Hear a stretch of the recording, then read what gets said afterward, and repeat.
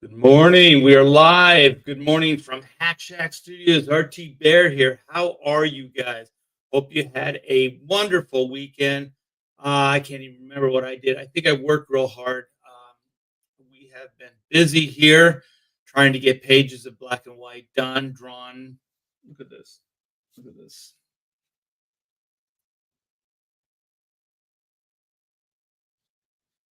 That is a page. And we've been fulfilling this bad boy right here. So been pretty busy, but all good, all good. Hope you guys have as well. I know a lot of people are busy this time of year with Christmas shopping and whatnot, getting out there and getting stuff for each other. Yeah, actually, the house here is probably about 90% decorated, I guess. All the outdoors is done, all the main stuff is done. The only thing we haven't really done is put ornaments on the tree yet. So we still got to put ornaments on the tree. So that's all that's really left as far as Christmas. And yeah, you guys, Oodles, this book right here, it is fulfilled. All the books are out. All the orders are out. Um, everything is out. It is about. And all that's left is the commission tiers. So all the tiers without drawing or commissions have gone out. So all those books have gone out. So if you have backed a book, uh, you should be getting it very, very soon. So yeah, we dropped those off over the weekend, and yeah, I want to thank each and every one of you for backing. It has been a good time. A good time. I always like getting stuff created, made, and then out to you guys. And this book looks gorgeous. It looks absolutely fantastic. So this is the Oodles of Doodles and other stuff too. The campaign is still in demand. These are not signed and numbered yet. So it printed really, really nice. There's Juju, all the little working drawings there. So this is one of the books I still got to do. I got to do commissions. So I got 1, 2, 3, 4, 5, 6, 7, 8, 9, 10 books to do headshots in. So I got to draw the little black and white, either black or white or both. I don't remember how many are what. I think Pamela wrote inside of them what I have to draw. Your audio is kind of bad. Yeah, the more I try to fix things, the worse they get. I don't know how to do any of this stuff. I went in there and I fudged with some stuff. Let me see. I don't know if I can fix this while I'm live. Let me see. Boo, boo, boo. Microphone access is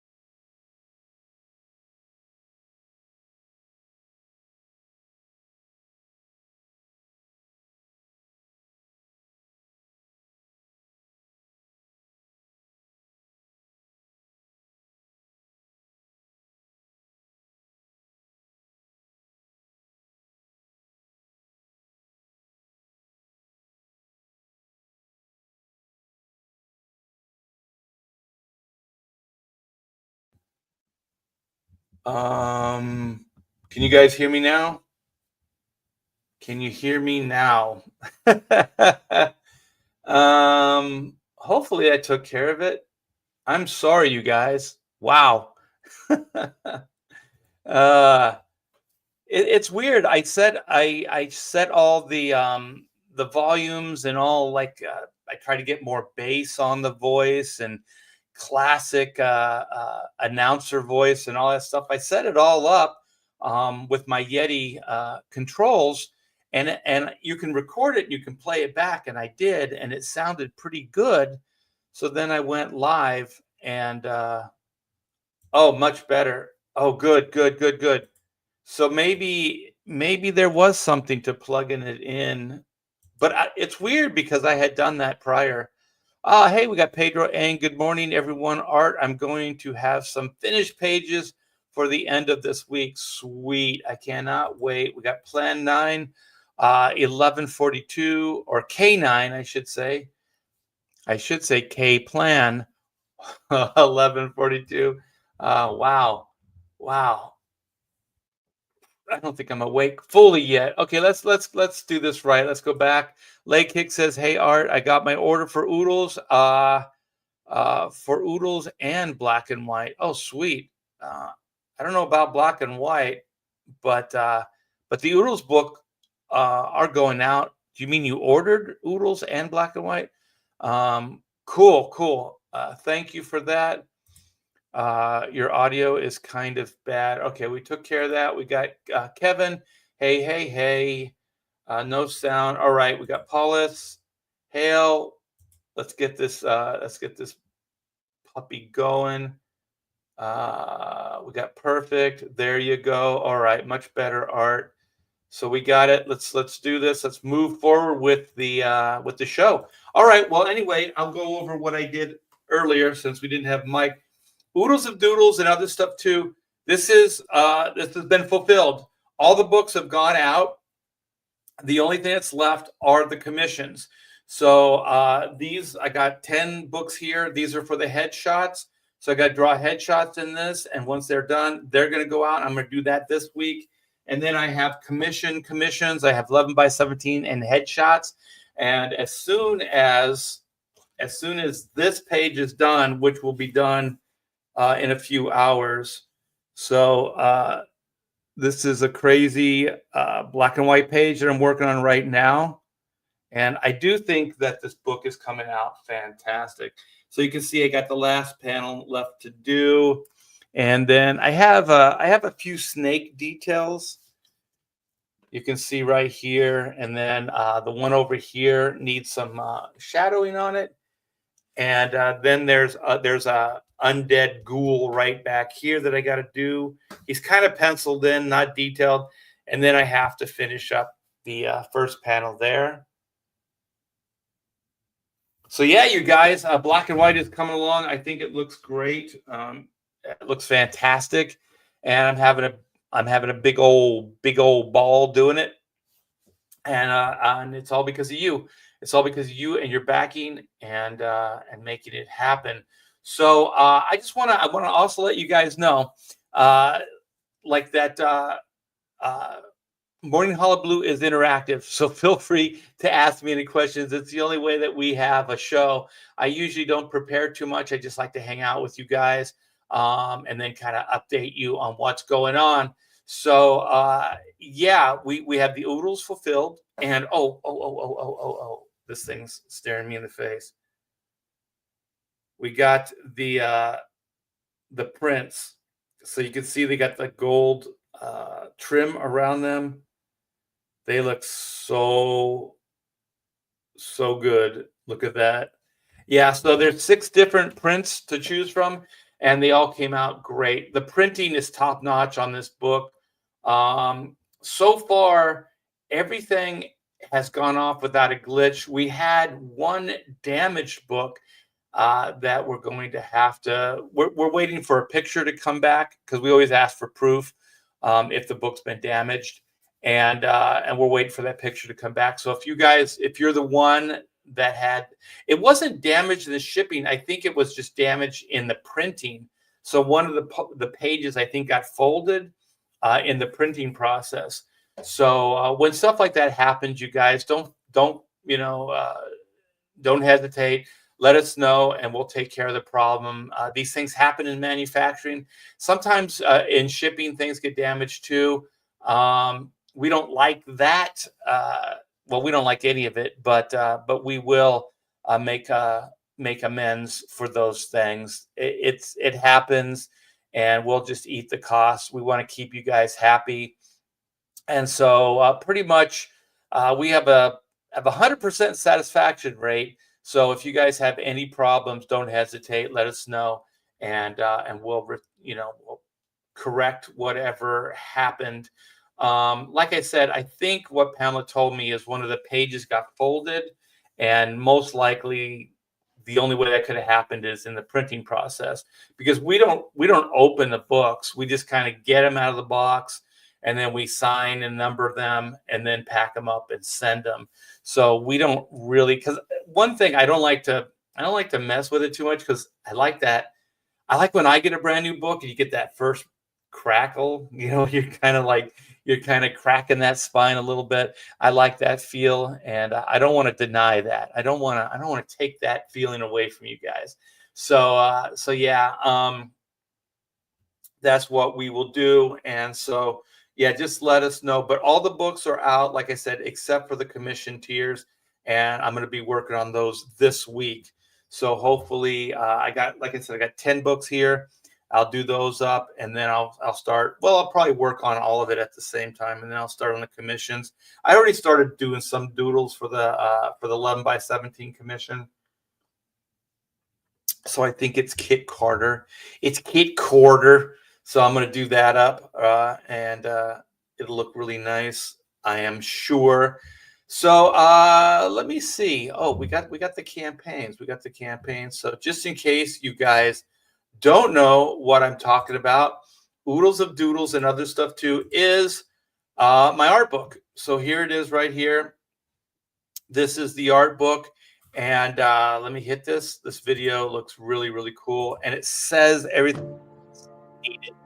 Art T-Bear's Oodles of Doodles and Other Stuff Too is a 60-page, 9x12 hardbound book that will be printed on thick glossy stock paper and is a compilation of artwork from award-winning artist Art T-Bear.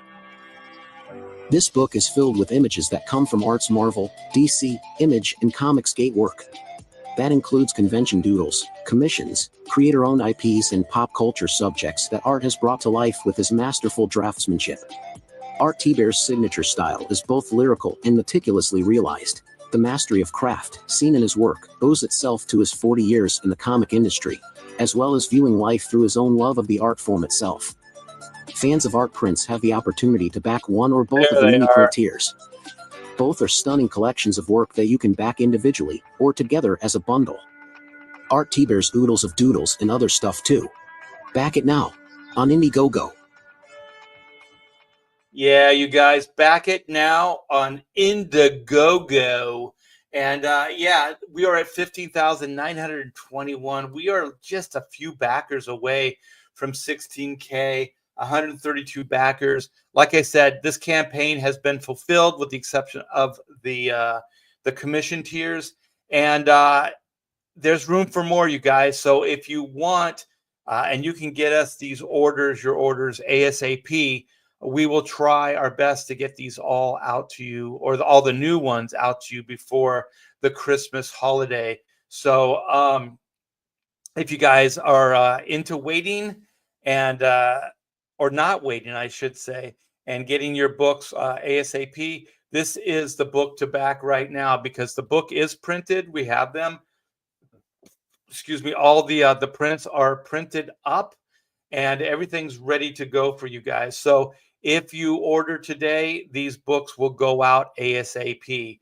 So just know that there's no waiting. Well, there's a little bit of waiting, but it's not going to be waiting for the book to get printed or finished being made or anything like that.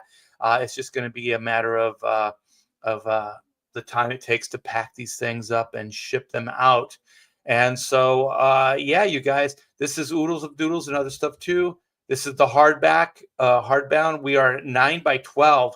This is a 9 by 12 book. It is 64 pages, not 60. It is 64 pages. We added this stretch goal to it, and yeah, you guys, I'll show you when we come back. But the back of the book has this quote on it, and it looks fantastic. I'm so amazed that Kevin Nolan was so generous with his kind words here, and I do appreciate it. I know we bag a lot on the industry, but there are still a lot of really, really good people, really generous people in the industry, and Kevin is one of them. So here we go. These are some of the interiors. We got she. I gave this with the permission of the person that basically hired me to do the commission, if I could loan this artwork out to Billy Tucci. And he said, yeah. And so I sent this off to Billy, and Billy made a fantastic cover for his Gate Crashers campaign with this artwork. So very, very flattered that Billy thought enough of it and made it into a cover. So that's the great Billy Tucci, and she is the character.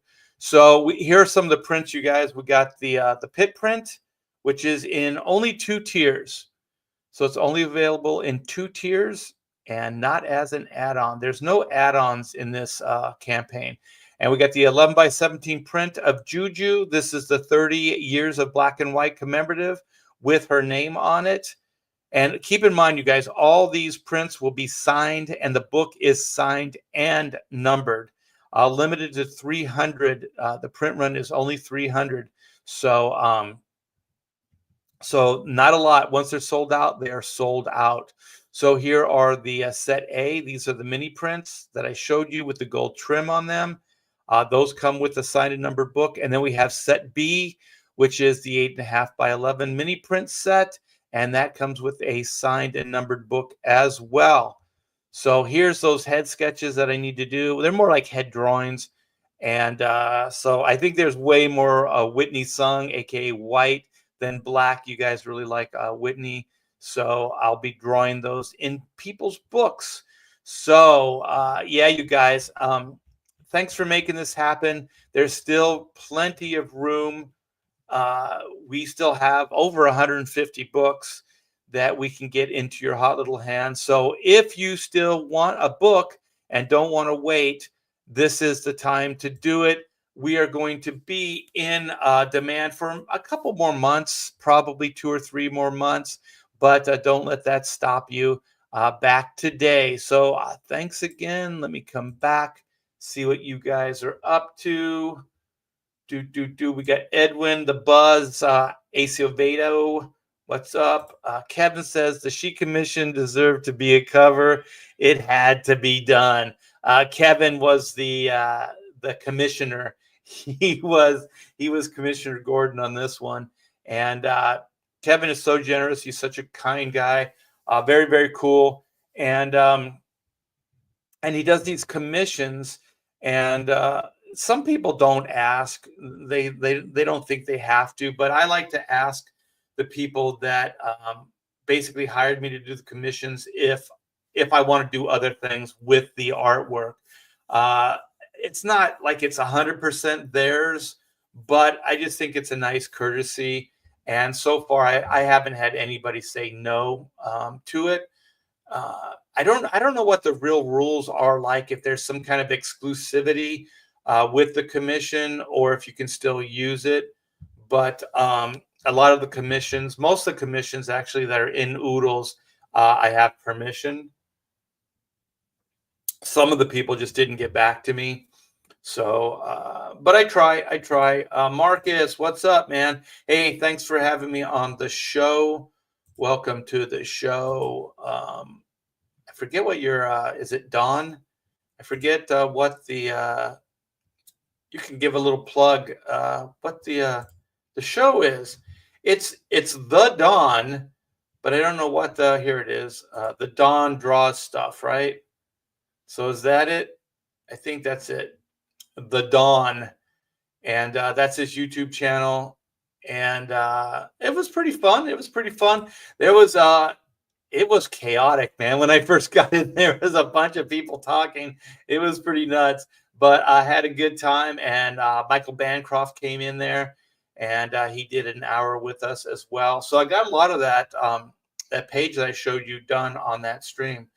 So you couldn't really see me drawing, but I did hold it up a couple times. Joe Bernardo, aloha, what's up? It was great having you on the studio. Okay, so it's called the studio. Yeah, that was fun. Uh, it's always neat to put faces to the names. So now I know what Marcus looks like, and Marcus is a pretty talented artist. Pretty talented. We got Flatty One. Got my email for this book this weekend. Can't wait to see it. Well, yeah, soon, very, very soon, these books will get into everyone's hot little hands. And definitely, when you get them, if you could take pictures, post them up. It does kind of add to the energy, and I'll repost those on my channel. So it's good that people get to see that things are being fulfilled, things are happening. We got Maromi. Maromi, hey everyone, what's up? Oh, no problem. Thanks for having me. What is the studio? It's the Don's channel, the DON period, I think, and it's Don Draws, and it's his YouTube channel. And I don't know if you guys are always drawing on that channel or if it's just for like the, what was it, Sunday night? Was it last night? Sunday night show. Oh, here it is. So if you guys want, click that, go over there and sign up, and you can get more information that way. And yeah, it was a lot of people. Well, what was there? Six or seven people drawing, and Michael and I weren't drawing. I guess they have a topic, and I think it was Spawn. So I didn't partake in that, but I worked on that black and white page that I was showing you guys, and there were some really good drawings, really, really good drawings. This community has mucho talent, mucho talent, and go support those guys as well as all the old grizzled vets like myself. Yeah, let's see. We draw and BS for about 3 hours. We drew Spawn. Yeah. So some good stuff. Good stuff. Excuse me. I think that I used to go on Mike Miller's. What was it? Drawn and quartered, and I think it was 2 hours. And you got to draw stuff in 2 hours. And let me see. Oh, I don't have any of those. I was going to show off some of them. Let me see if I can find some of the stuff I drew on the drawn and quartered. See if I have any of that stuff saved. I am searching high and low. Let me see. Everything's different now that I got my computer reworked. So now I got to figure out how to do everything. Oodles of doodles. That's not what I want. I don't want that. I want this. Boom, baby. Let me see.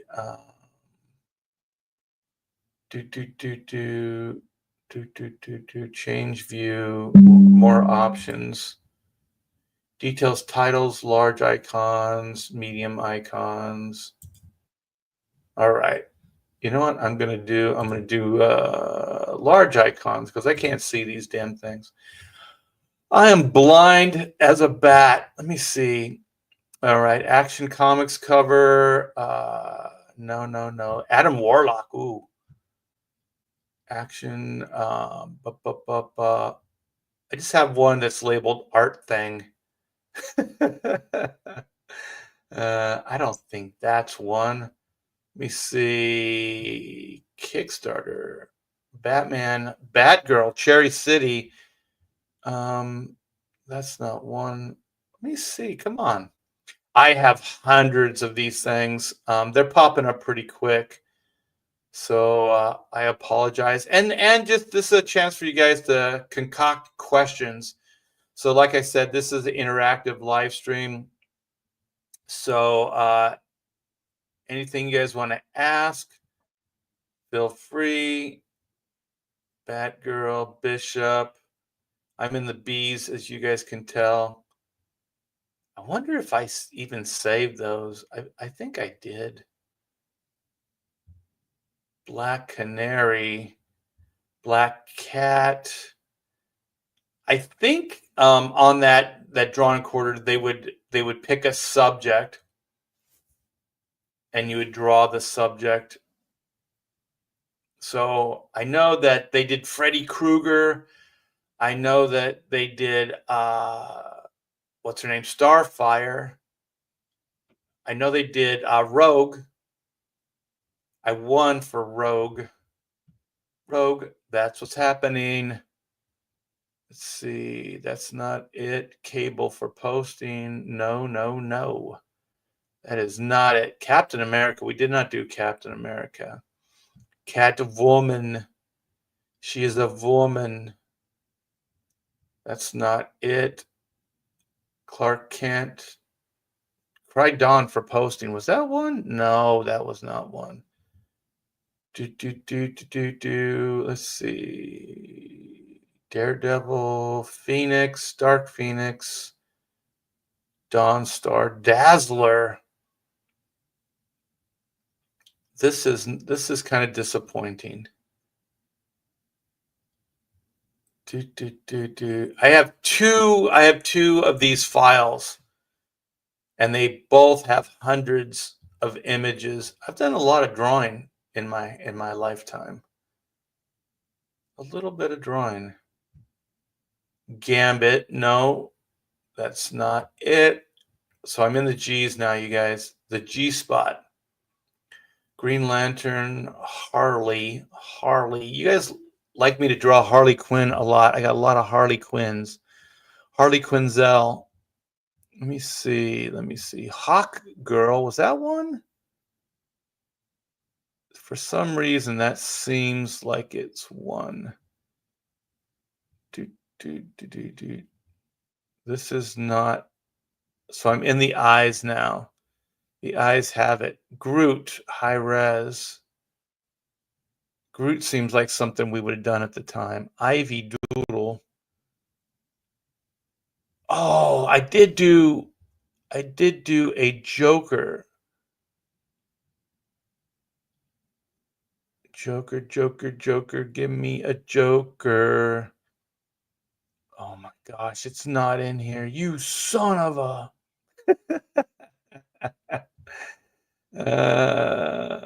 Let me see. This is not. Where are those drawings? I'm in the L's now. Oh, there's one. I got one. All right. All right. This is working. This is starting to work. I'm gonna go from the bottom up, as they say. The Z's, Zantana. No Zantana. Yoda, no Yoda.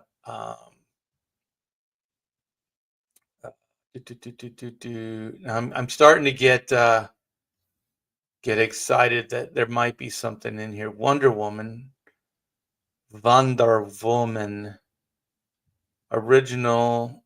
Man, a lot of Wonder Womans. Wolverine, lots of Wolverines. Oh, come now.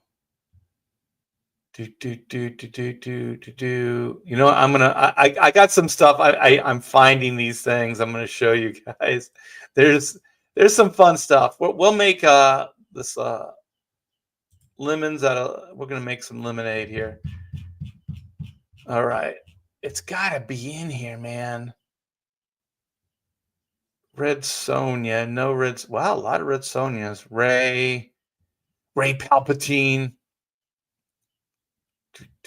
Oh, there it is. All right, this is shaping up. We're getting there. People. Open. PC documents. All right.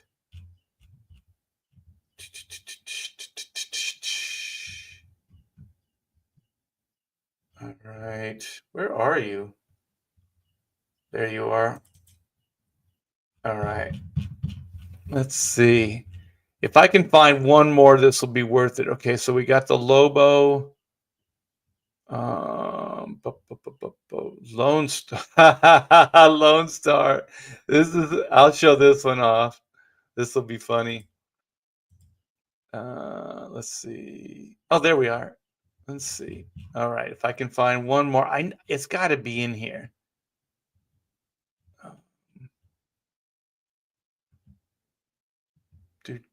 Cry for Dawn. I already said that. Dawn Star for posting. Deadpool, Dazzler, Emma Frost. All right. I know it's in here. I can feel it.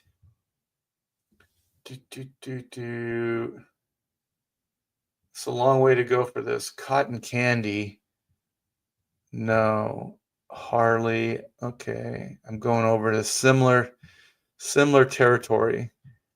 Okay. Eyes again. The eyes have it. Let's see.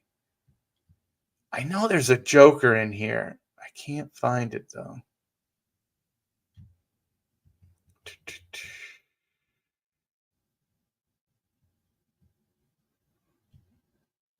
All right. Lone Star. Medusa. That is not it. Medusa. Oh, come now. Nightwing. Old Man Logan. Was this one? No, that was not. Looks like it should be though. Yeah, you know what, you guys? I don't have it. So I'm just going to show you what's I got. And it's some fun stuff. It'll be worth it. Trust me. It'll be worth it. It will be worth it. All right, let's do this. All right, we were talking about drawn and quartered. Here we go. All right. So this was my entry on drawn and quartered. So you only have 2 hours. So this was my Lobo in 2 hours on drawn and quartered. Yeah, I think I got burned on that show. Like, I don't go on Graybeards or any of the draw streams. So we got this. I thought it came out pretty cool. We have, what is this? Oh, I did a book, Batman versus Wildcat for DC Comics. And Sergio drew caricatures of all of us. So I can never say his name. Chirilio. This was 1997. So this is me with my boxing gear on and my trunks and my gloves and my pen and brush. This came out pretty cool. I think it looks like me too. Yeah, that was fun. That was a fun thing. And then here is the winner. Winner, chicken dinner. So this is my 2-hour rogue. So what you do is there's a subject, a topic, and everybody gets that. And then they draw these live on the show. So you have 2 hours to do them. And then at the end of the show, the chat gets to vote the winners. So I think this is one of the winners, winner, chicken dinner. And this was my rogue doodle that I did on the show. So I know I did that show for a long time. I know I did, like I said, Freddy Krueger. I did the Joker. The Joker one's pretty cool. And it's real like sketchy and brushy. I liked drawing on the show because I could use different styles. So I could use, like, you can see there's like some gray tone in here, and you're just kind of throwing stuff down real quick. So I thought this came out pretty cool. I guess you guys did too. And then this one right here, this is funny. This is Lone Star. This is Mike S. Miller's character, and this was early Comicsgate. And so I don't know why, but I just drew this up for Mike. I don't know if he ever used it or what, but I drew the Lone Star character, and I posted it somewhere, and then Kyle Ritter actually liked it enough and put some color work on it. So this is early Kyle Ritter, and this is Mike S. Miller's character Lone Star. So like I say, I don't know why I did it. I just did it. And I used to do things in the past when I had more time. I would just do things, and I don't have any time to just do things anymore. But yeah, this was fun. I don't think this was for drawn and quartered. This was just for the heck of it, and I think it's pretty interesting that that Kyle just colored this up once again just to do it. We didn't have any real reason to do it. We just did it. I thought he was pretty. It was pretty cool where I just did this gray sketchy stuff in the background, and he was able to mimic that in his finished colors. Look at this. So good, Kyle. So good. Yeah, so then we had the Lobo, we had the Rogue, and those were two, but I know I did a bunch of them. But that's just a few of them, just to show you what that show used to be like. And John Malin used to go on a lot, and we would give everybody a hard time. Mike didn't like it always, especially towards the end. But I had bailed because Mike was kind of pushy on that show, and my hair is kind of going weird.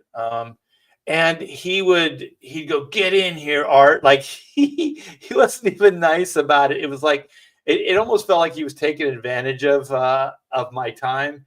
And so I was just like, well, dude, I don't get anything out of this. And then he would have these auctions after, but the pieces really didn't sell for what they were worth. And so I stopped doing the auctions as well. And I would just sell them on my own, and I'd get actually more for them than on Mike's auction. But yeah, he seemed kind of I don't know. He was really pushy. I don't want to say he was thankless, but it felt like that at times. He was very, very bossy. Get in here.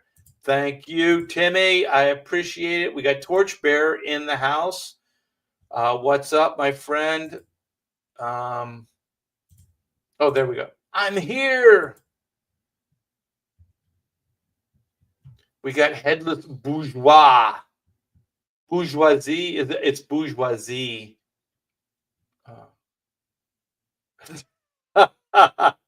Talk to a girl. That's gross, man. Some gross people out there.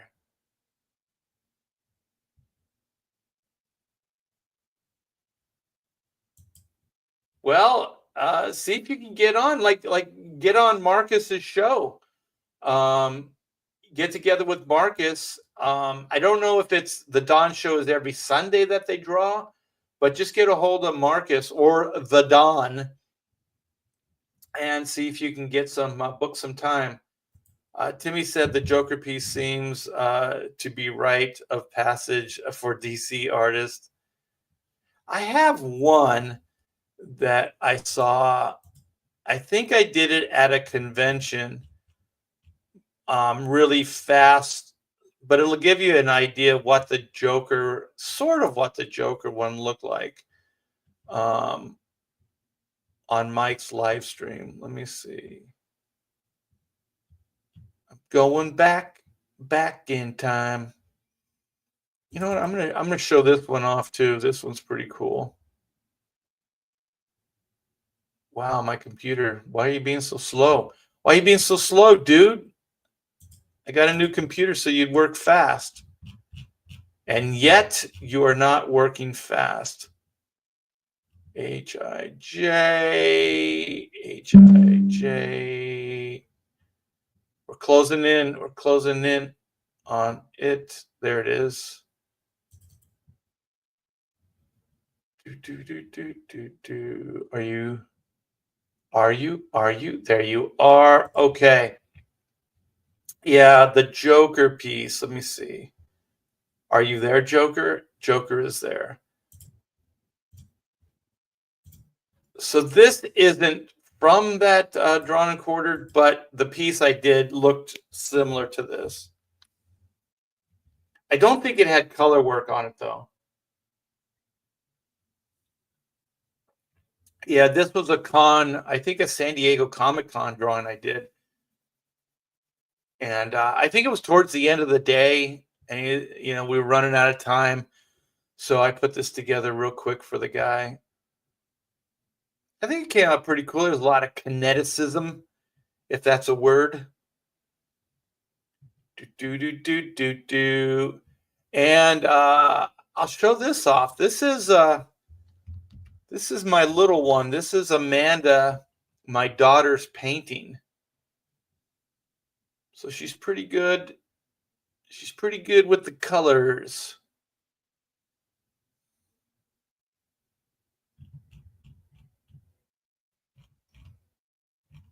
So yeah, she's not painting as much as she used to, but any opportunity show it off. Look at the hands, pretty good, pretty darn good there, daughter.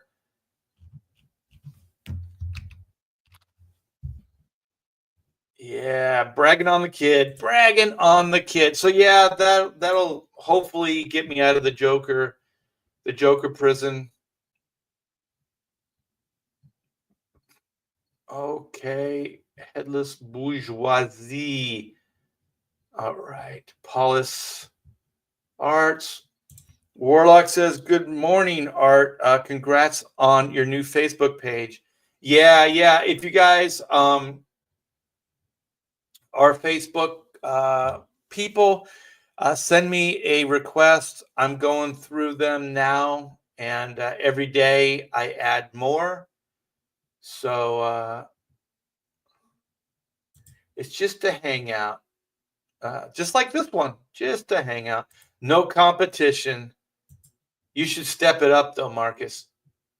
Watch all the worst attributes, personality traits come out on the show.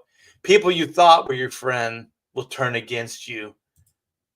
Torchbearer says, "I've only drawn the Joker once on a sketch cover at a con. Not a character you want to tackle without any reference. Otherwise, he looks like a demented Ronald McDonald." Yeah, I think I just made that one up. And it's kind of old school. I kind of channel the old 70s Joker. Nice. That Joker is great. Thank you. Wow, your daughter is super talented. Thanks. The hair is very nice. Proud dad. Indeedy do. Indeedy do. Yeah, you guys. The main thing I wanted to get across for this live stream is that the Oodles of Doodles, all the books are out. All the books except for the tiers for the drawings. So if you guys don't know what I'm talking about, we got the Oodles book here. This is the art book. And here's that new back cover with the Kevin Nolan quote. We got the Inco stamp of approval, Hack Shack Studios. It's good stuff. Good stuff, you guys. The book is quality. It looks beautiful, and it's worth a backing, indeed. So let me see. Paula says, "I want that role. I'll play both sides so that I always come up on top." Yeah. Joe says art challenges are really fun. I love to draw under pressure. Um, I used to like it. I don't I don't know. I haven't done a convention in years. So we've been here almost 4 years. The end of December will be 4 years in Texas. So I have not done a show in that 4 years. And I think the last show that I may have done was the San Diego Comic Con, actually. And so, yeah, so over 4 years. And I don't do drawing streams. I have wanted to, but that's kind of drawing under pressure, but it's kind of different. It's a different form of pressure. And if I'm working, because I was thinking I would be working on like black and white pages and stuff like that, and just kind of I have my little arm and stuff right over here, so I'm kind of slowly setting stuff up to do some draw streams, and so who knows? I do have to. I always say this, like there's only so many hours in the day, and I always feel like by about 4 o'clock, I feel defeated. I feel like, oh my gosh, the day is gone. So even when I wake up early and go to bed late, it doesn't really help. So I kind of do these like things. I prepare over time. Like I'll get some of this stuff, get it ready to go. I'll start working over here. And I think what I'm trying to do is learn how to multitask a little bit better.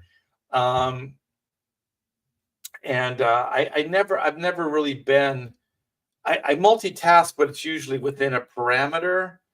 But like with Indiegogo and Comicsgate and all this stuff, it's a wider parameter. And what I mean by parameter is like I would multitask within like an ink studio or within a job or whatever. But this is like things that don't seemingly relate to each other. So the train of thought or whatever, the stream of consciousness is different. Let me see. Oh yeah, I can't go wrong with Jim O'Pero version of the Joker. Yeah, the long chin, and yeah, definitely. Oh, you got the notification that the book was sent out. Very, very good, very good. Yeah, Pamela's been kicking ass. She got everything done. It was a smaller campaign, keep in mind, but I think she got everything done in 3 days, 3 or 4 days. She got the whole campaign done, and that's one of the things too. Like she's been prepping for this, so we get the boxes, we get the wraps, so we do little things um, to prepare for these other things. So it is really multifaceted, but all those things kind of nick away at other things. So eventually I get there, but it seems to always go a lot slower than I would like it to go, if that makes sense. The studio makes me draw image characters. What, you don't like image characters? Draw black and white. Those were image characters. Spam bot says it's kind of harder to draw with a camera hanging in your way. Yeah, it's kind of awkward because I'm right-handed. How did I would set it up kind of here. And then the lighting sometimes would cast shadows on the artwork. So you got to be very, very specific the way you set things up. And, based on the beginning of this show, you can obviously tell I'm not very good at any of those things. Art, I like to think fast and get the raw ideas out, like how fast I get out any ads for the bros.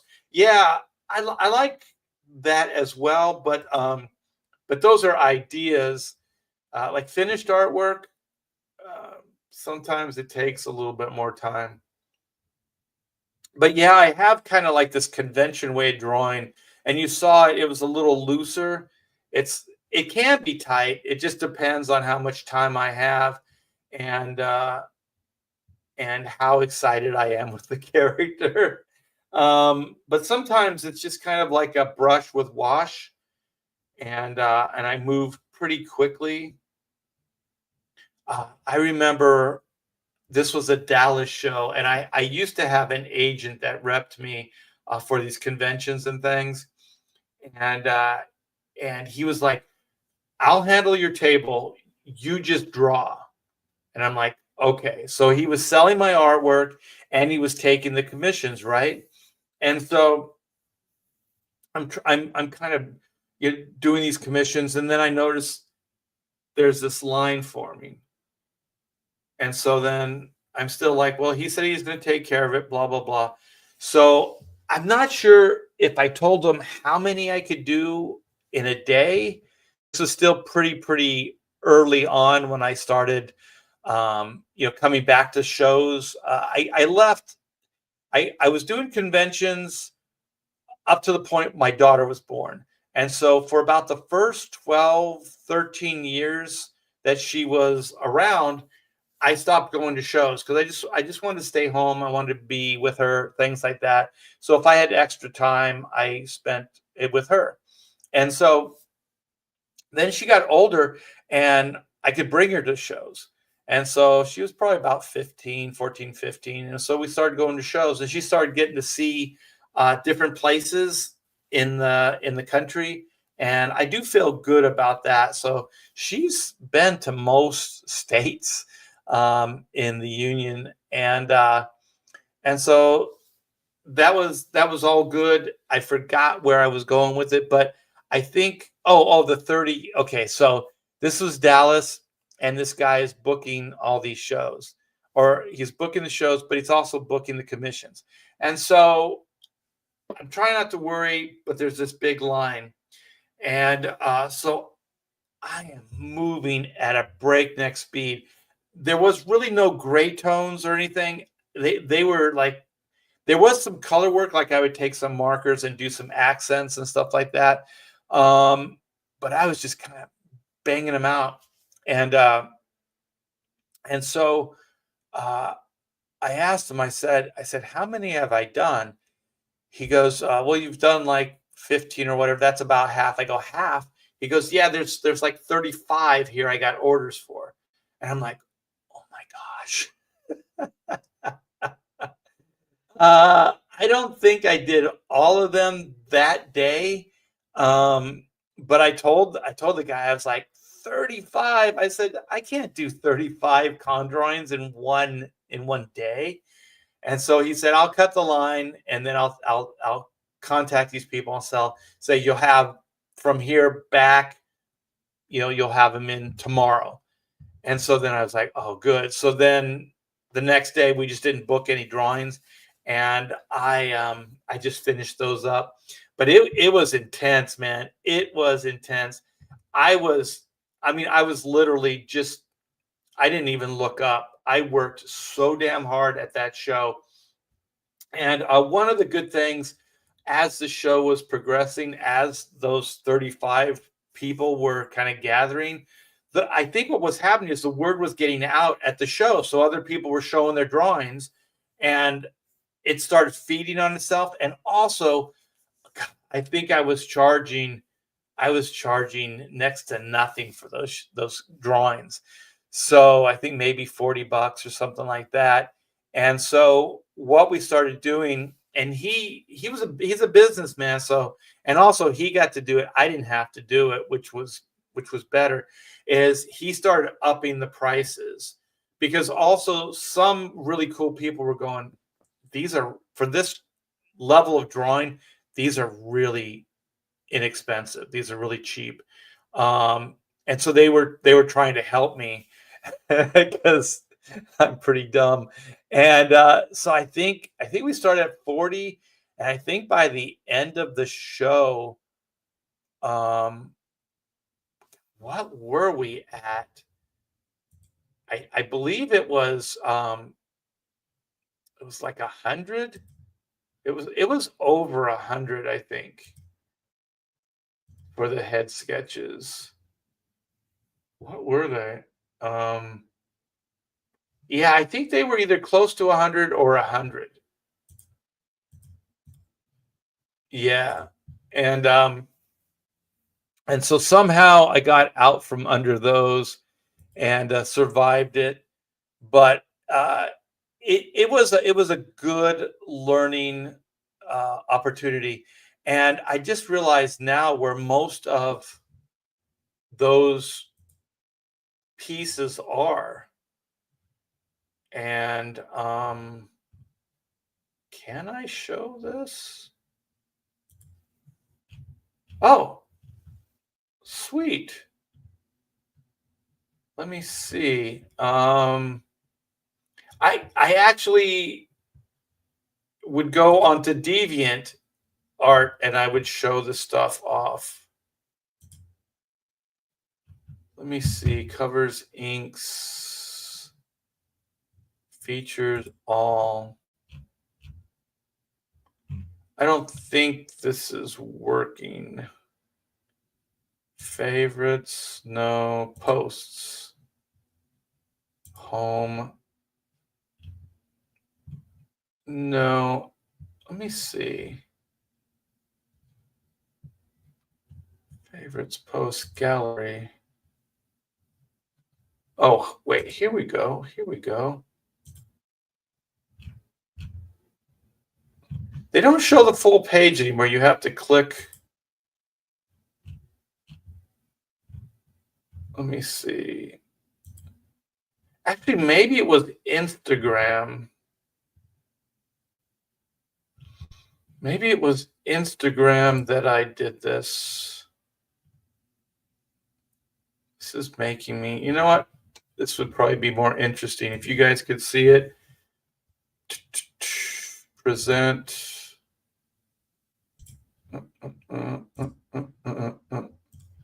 Yeah, like I said, of all things, this is my Deviant Art.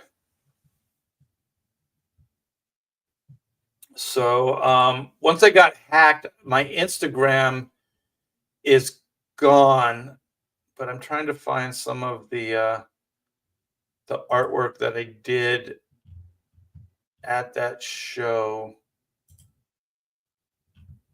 Probably goes back pretty far. I think this was one of the pieces. Capitan America. So I did that at that show. Let me see.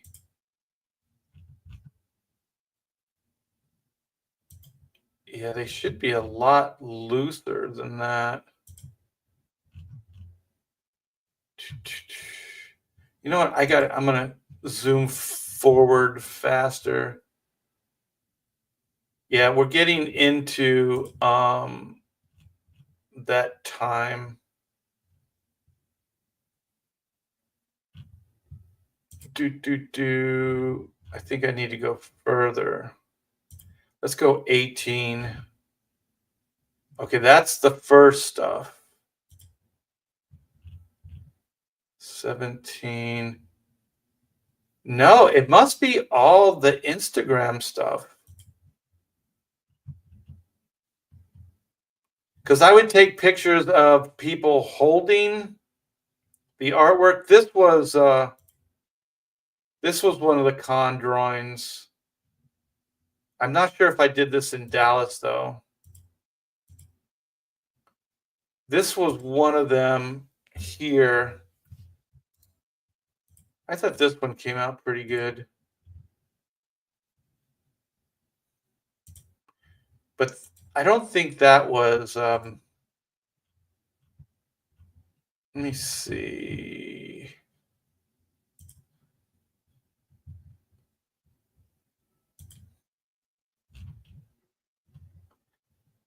Yeah, this was the level of the drawings I was doing though. Yeah, I think I put them all up on Instagram, you guys. So Instagram. So that's not helping. That'd be nice if I could find one. Well, Yeah, these are all a lot tighter commissions, but yeah, they were cool. They were cool little doodles that I was putting together. Yeah, you can show it. I'll allow it. Oh, we got Art of Roy in the house, the T Bear team. I think you're referencing my kids or my kid.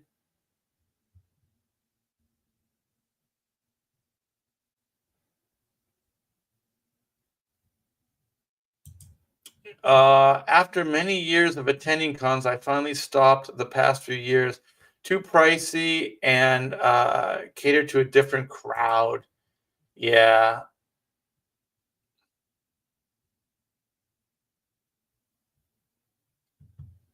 Let me see.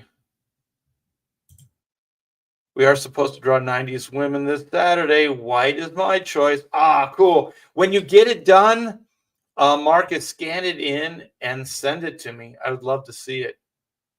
Speaking of black and white, you guys click this link. Go back a book today. There he is, Art of Roy. Art, I got a wall-mounted telescoping height-adjusting camera boom arm. I bought a LED light panel and adapter for both cam and light. So now I can just zoom in uh, and the cans and it cans out of my face. Um, Yeah, I set it up over the shoulder, and I guess if it had its own light source, or yeah, I'm not sure how you could set it up where it wouldn't cast a shadow on the artwork. Art Roy says 45 for the light, 75 for the 4K cam, 50 for the boom arm, all on Amazon. Yeah, it's not even the pricing, it's just the time and just setting it up.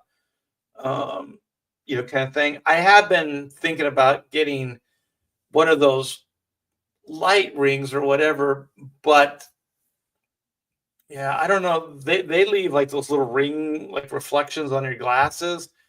So the problem is really the glasses, because if I didn't have the glasses on, I think the lighting would be fine. But it does change a lot. So right now I got the windows all open, the shades open. So a lot of this is natural lighting. Paul Star says, yeah, you can show it. I'll allow it. I already hit that. Marcus says, still in demand. Oodles, yeah, back it today. Good show. Good to know, Joe. I'll do that. He'll send me the artwork. Let's see what Torchbearer says. So, what are you looking to get for Christmas this year? Any cool toys or book on your wish list? There is this cool corgi Batmobile. Let me see if I can find it.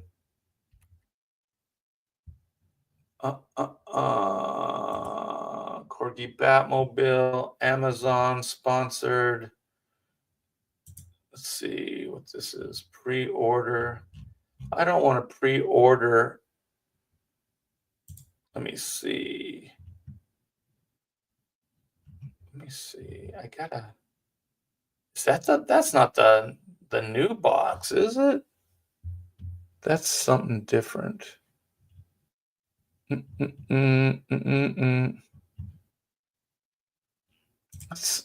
you going to show it? There it is. Yeah. Okay. Okay. Here we go. Here we go. So this is what I want, and I think my daughter's getting it for me. I heard rumblings. I heard conversation, phone conversation. So yeah, you guys, this is like a complete replica of the 66 Batman Corgi Batmobile. I had this when I was little, so it probably came out around 66, 67. So I was 5 or 6 when I got this thing, and obviously it didn't last over the years. I have one, but it's all beat up. I got it at a convention. It's not in good shape, but this comes with the box and everything. And I believe this is the original packaging for the toy itself. So here are the images. Peel label off, backing and sticking for your lapel or shirt. So it comes with stickers, I guess. Look at that thing. Looks pretty good. There was a robin. Oh, there is a robin with this one too. So that's cool. The antenna looks a little different. I don't remember those pipes being that big in the back. Ooh, somebody did like a with a backdrop. Yeah, it seems kind of corny now, but it's part of my childhood, and I want one. Damn it, I want one. The corgis. Oh, there's the robin side. Figures look a little big, especially the robin, but who cares? I like that it's the original. So they didn't try to like rework it or anything. Even though those pipes look pretty damn thick. I don't remember them that thick, and this antenna looks a little wonky. And I think when you roll it, the flame goes in and out. Yeah, it's got a Batman on the bottom. The Batman Batmobile. That's cool that they got the bottom part down as well. They got the wheels. There's this blade that shoots out the front too, which is pretty cool. Yeah, I think I might want two though. I want to keep one in the box and one I want to take out of the box. Yeah, I can be a geek. Oh, there's the shot right there. Looks like Robin's the sides of his head are shaved. He's like a contemporary Robin.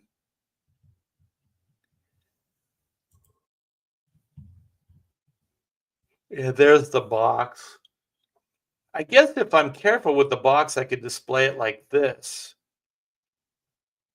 So I don't have to have two. Look at how old-fashioned. But it's got this display thing on the inside. Well, I could do it just like this. I could put this bad boy on my shelf. Owner's badge and rockets. So I guess those stickers are the owner's badge. Pretty cool, but that's what I'm hoping for. I'm pretty sure that's what I'm gonna get. I hope. My wife hasn't told me what she wants. She wants she's I've heard her talk. That's not cool. I heard her talk on the phone with some friends, and my wife studies the Bible. I mean, she studies the Bible. Like she studies the Bible. And I guess there's a Bible that you can buy, and it's on it's like a ring. It's like those coils on like for the spine, and I guess it's made so you can study it. So, like if it's a book, you got to kind of push down and you can break the spine. This way it lays flat. So, and I'm not sure if the pages are laminated or whatnot, but I'm sure that they're probably heavier duty paper because it's meant to reference and cross reference. So flip back and forth. And I heard her talk to a friend, but I don't know where the hell to get it if her friend didn't get it for her. But maybe I'll get that for her. But I don't know. We're kind of past like the big gift thing. not with our family or like our daughter, but with each other. So we kind of get practical stuff. I think she got me a leaf blower because we just canceled our lawn service at the height of fall. So I've been doing all the lawn maintenance myself, which is a lot of leaves. We live in the woodlands. There's like a billion trees here. Um, Let me see. Oh, so what are you looking to get? That's the one I just read. What was your favorite Christmas gift that you can remember from your childhood? I'll tell you, always the best is bicycles. I think I got two different bikes for Christmas. Um, and they were like Huffies or something like that. And one of them was purple. It had like a purple metal flake. It was kind of cool. It was kind of cool. And so I would have to say bicycles. And then when I was growing up, there was this toy called Captain Action, and it was it was kind of a precursor, or it came after uh, GI Joe. So they were like 12-inch figures, and let me see if I can find a site. I wonder if they show any of the figures. I wish Wikipedia actually showed images. That would be cool. CaptainAction.com. I think that's the new stuff. I gotta find some vintage. Well, let me see. There's images of it. Oh, maybe I can do an ad. That would probably be best. Yeah. So, yeah, it was a 12-inch figure, and you could, let me see. I'm saving the link, or yeah. Okay, so then there's that.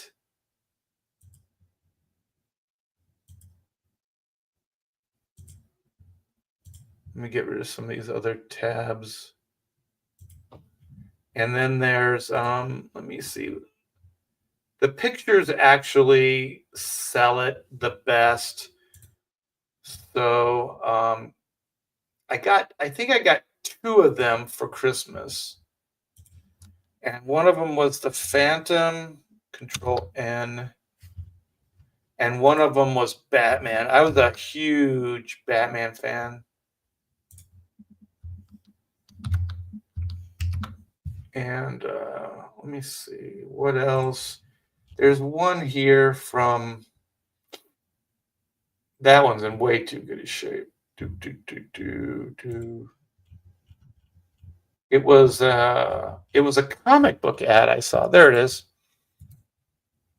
Save as. No, I don't want to save it as. I want to do it this way.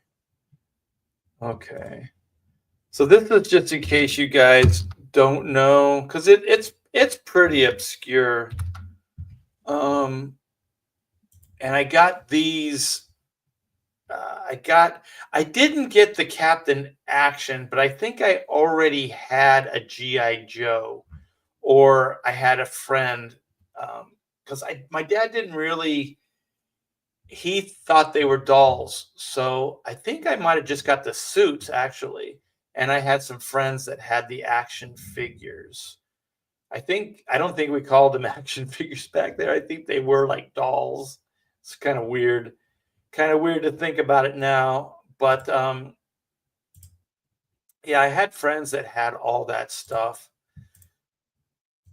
So I think I ended up getting like two of the costumes or the suits, and then I had friends that had Captain Actions, and they had GI Joes, because I think they could fit the GI Joes too.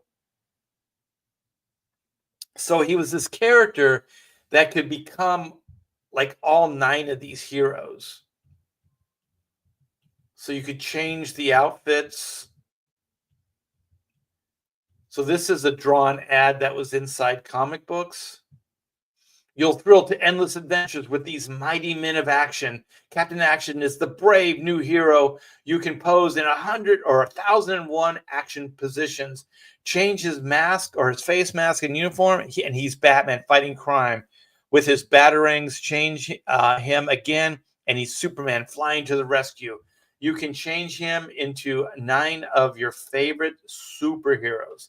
So you could do Aquaman, Flash Gordon, Steve Canyon, Lone Ranger, Captain America with a laser pistol, Batman, did I say Lone Ranger, Sergeant Fury, Superman, and the Phantom.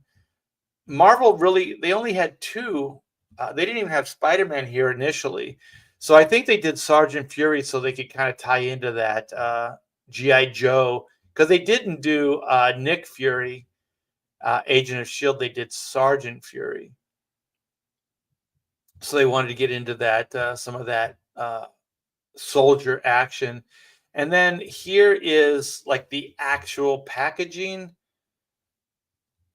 This is in really good shape if this is actually from the 60s.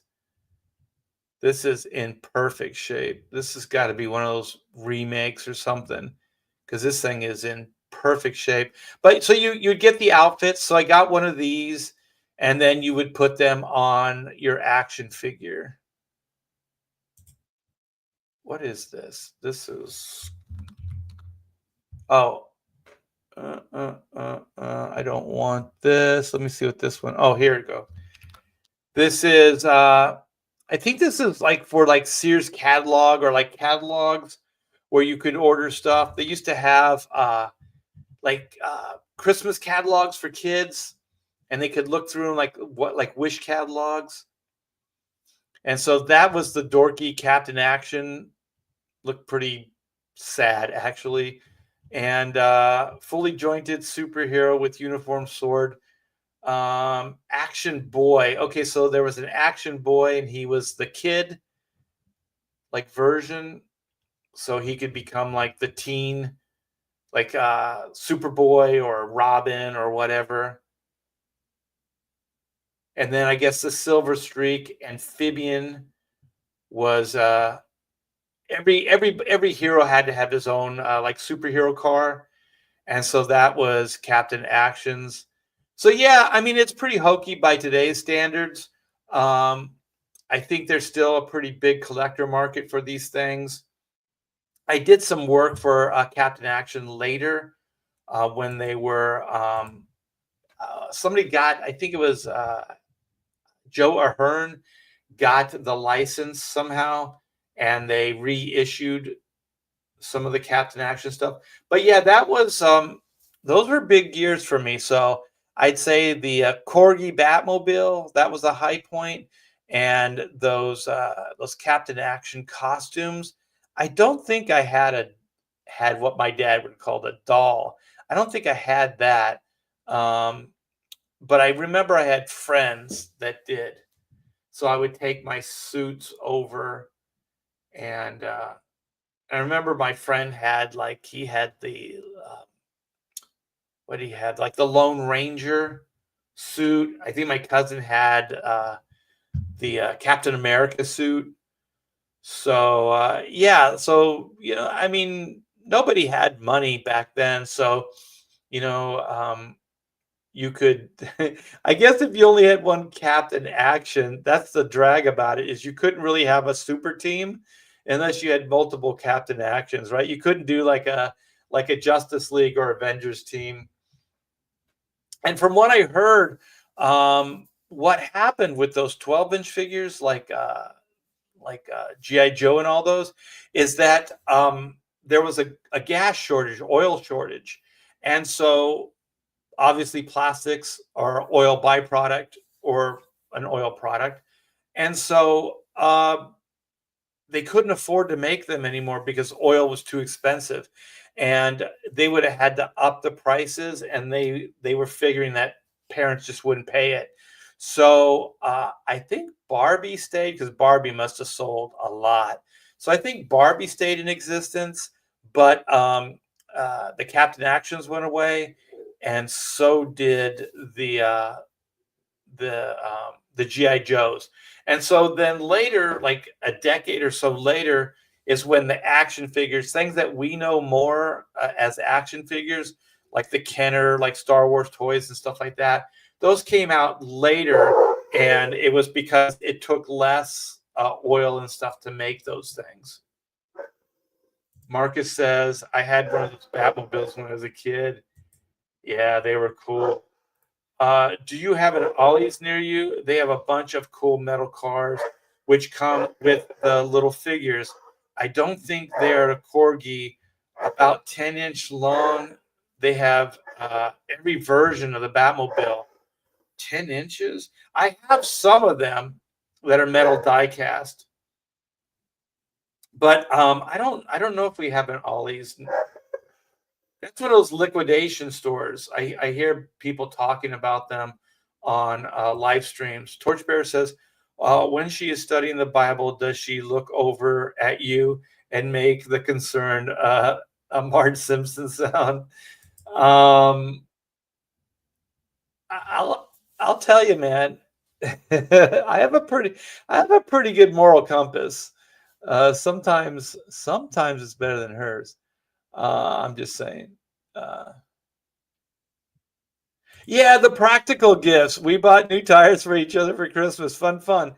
Yeah, I mean, sometimes like what I like to do is like she doesn't like to spend money on like household stuff, like to make the house nice and things like that. So I'll let her go on a spending spree. I'll just go, well, let's go to a furniture store or a knickknack place or wherever she likes to get this stuff from, and we'll buy something nice for the house, things like that. Because personally, things do show up every once in a while, like that corgi Batmobile. But for the most part, like I don't really need anything or want anything, and she's the same. My favorite Christmas present ever was the Shogun Warrior Godzilla with the firing fists. I'll tell you, man, childhood is pretty damn freaking cool. My parents, even though we were tight on cash most of the time, they made Christmas freaking sing, man. I think the way my parents did it, and I learned this later, is what they would do is they had like a Sears charge card. And so they would charge Christmas on that card. And then they would spend the year to pay off the card. And then they would do it the next year. They would do the same thing. So basically, they would take a year to pay off, Christmas, basically, at a more kind of, I guess, a doable amount. Captain Action was 11 and a half inches. So his clothes were a little tight on G.I. Joe. His boots would not fit at all. I remember like the mask kind of being skewed, like, because it was obviously like there's an inside like impression of the Captain Action face. So the mask kind of form fits to that from the inside. And so the the GI Joes wouldn't fit properly, but it didn't stop you from trying. The Sears Wish Book was my Bible as a kid. Oh my gosh, hours, right? Hours looking that sucker over. Salty Traveling Sea.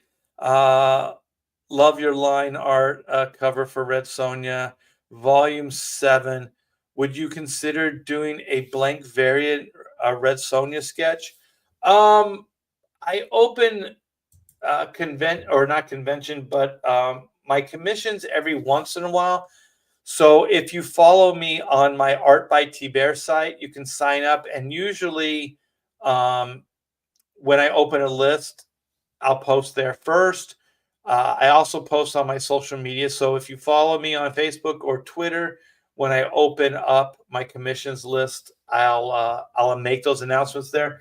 But to be honest, I'm so busy these days. I don't really have time for commissions, so I don't take a lot of commissions these days. So I would like to draw for you guys, but there has to be some kind of downtime, which I very rarely get these days. Joe Bernard said, we had Sears toy catalog when I was a kid. I would circle what I wanted, but never seemed to get, or seemed that I got what I wanted.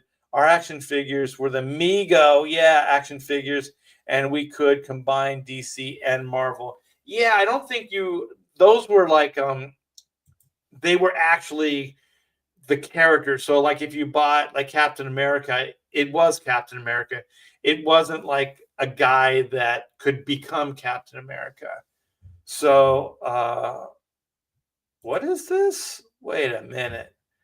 Captain Action Kickstarter by JC Vaughn, Tucci's writer. Kickstarter, Captain Action versus Al Capone. Oh yeah, Vampire. Yeah. Cool. Yeah, go check that out. No, Ollie's, there's a reason Walmart is technically not in the Woodlands. Yeah, we might have a Target, but I don't think the Walmart. I think it's just right outside of the Woodlands. But it's not that far. Thank you. I follow you on Twitter. Oh, cool. Yeah. Sometimes it happens like with the Oodles of Doodles campaign. I took commissions for that. And so every once in a while I'll do it. I do like drawing the commissions. It's just a matter of time, you know. Sometimes I think like, am I just not as fast as I used to be? Is my drive different? Am I just getting old? Like I don't know what it is. I don't know what it is, but I'm getting old. I'm getting too old for this shit. Anyway, somehow we got a show out of this. Let me do this. No, that's not the right. This is the right. Yeah. All right, you guys. This is a black and white Sense of the Father. This is how I keep the lights on in the studio. And this is how I pay for the next campaign. So these are always these are always kind of nail biters. You never really know what they're going to do, how well they're going to succeed. But somehow I usually make it all work. So we are starting into the second month. So I think we just wrapped up the first 30 days. We are at 18,037. So we got 235 backers.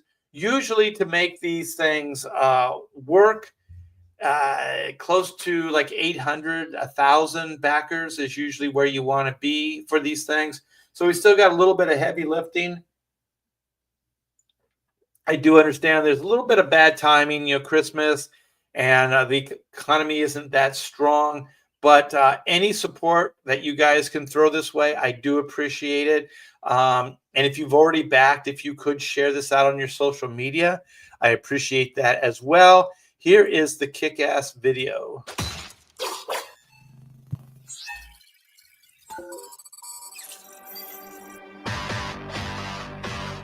Woo! Yeah.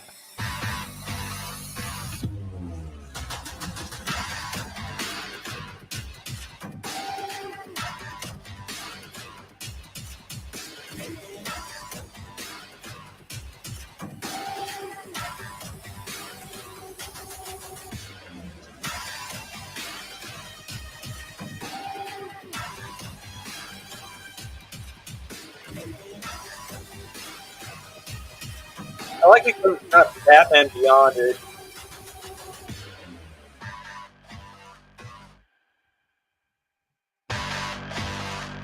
Okay, one more time. All right, you guys. This is black and white. Oh, excuse me. Oh, breakfast coming up. Black and White Volume 3, Sins of the Father. They're back for another epic adventure of family and betrayal. So once again, we are 18,037. Thank you guys so much for that. Here is the main book. We are celebrating our 30th anniversary for Black and White. It came out 1994. 1994, you guys. And it's been around for 30 years. So this is the newest installment. And this is the Sins of the Father two-part story. So we have volume 3, which is the first part, and we will have volume 4, which will wrap up the storyline. And this kind of focuses on Reed Blackett and his origin and all that good stuff. So you learn a little bit about Reed's past, MI10, being a spy, past tense, his father, his lifestyle, just things like that you're going to learn through this epic adventure. So Sins of the Father, instead of a much needed vacation, see volume 2, Black and White are up to their necks in strange happenings. There is only an empty coffin where the body of Reed's father should be. Sickness overtakes Gray, and a beautiful but deadly voodoo priestess is making zombies right, left, and center. This new adventure from the evil genius that is Art T. Bear will send our heroes into the world of voodoo nightmares and a murderous immortal that has hated the Blacketts for centuries. Lord Fagin will stop at nothing to wipe the Blackett lineage from the face of the earth. Yes, Black and White 3 is written by me, Aaron Sparrow, Pamela T. Bear, with action-packed breakdowns by Alan Patrick, with dazzling finishes by myself. And of course, beautiful colors by Brian.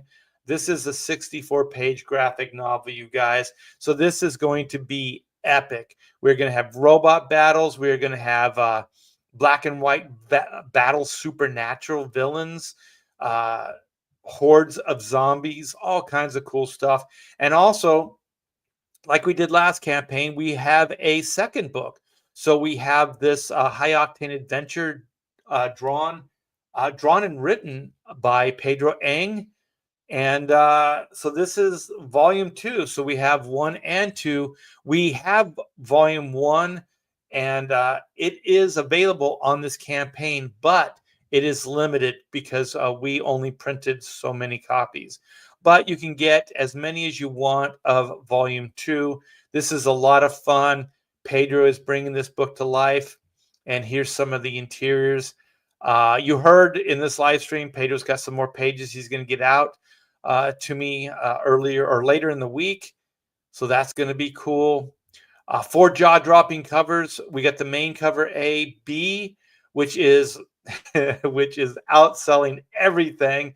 Thank you guys so much for that. We have C, which is the Carlo Barberi cover, and we will be making this D announcement. I wanted to do it today, but it is some of the color work. I'm having some notes being done right now, and I don't have that back yet. So as soon as I get that back, we will be making this big announcement for cover D. And then here's a better view of this cover B. This is the Lord Fagin Juju cover. Flying skulls.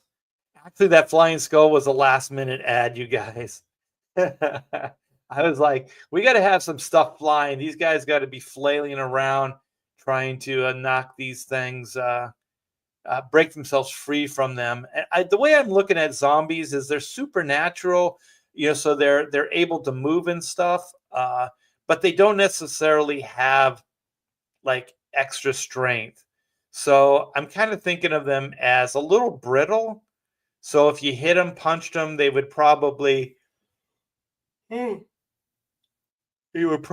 crumble.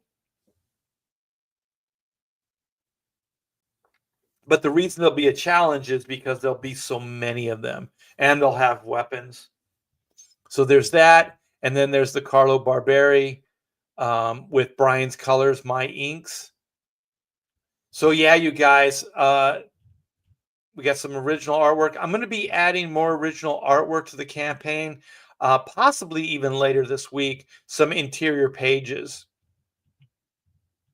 So if you're an art collector, you like black and white, there'll be some interior pages for you to back very, very soon. And so we got the stretch goals here. And yes, 30 years, you guys, of black and white. And just absolute pleasure to create and draw for you guys. This is a dream come true, literally. This is, I mean, I always liked Marvel and DC, but creating my own stuff was always more where my head was at. So I do appreciate having the opportunity to do that for you guys.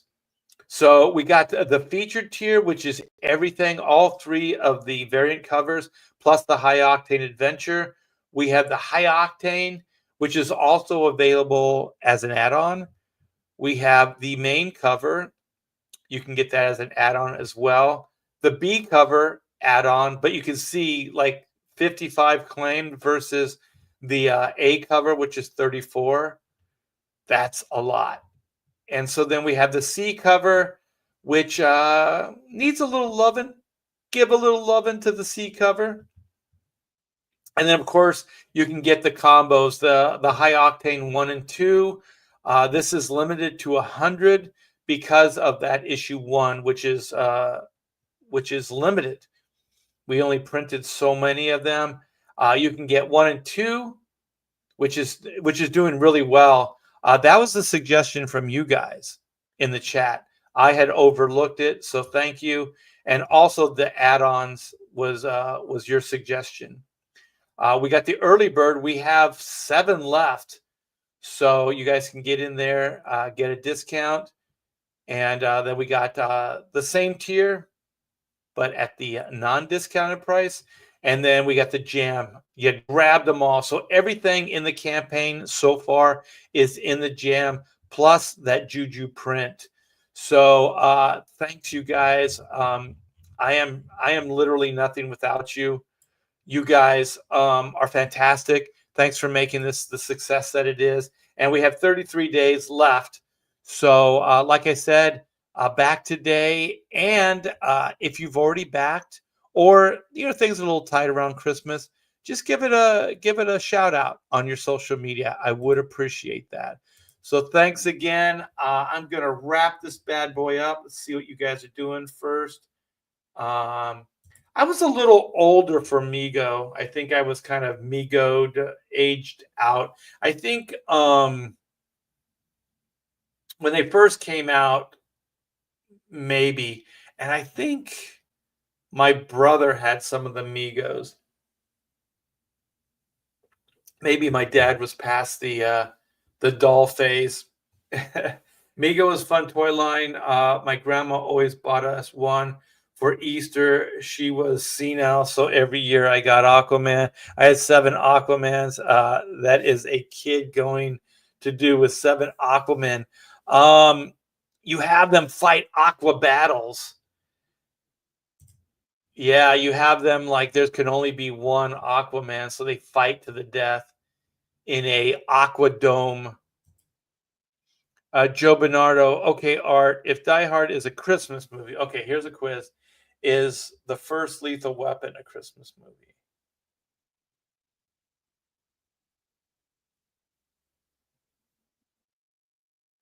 There is a scene, I think the opening scene is at a Christmas tree lot, right?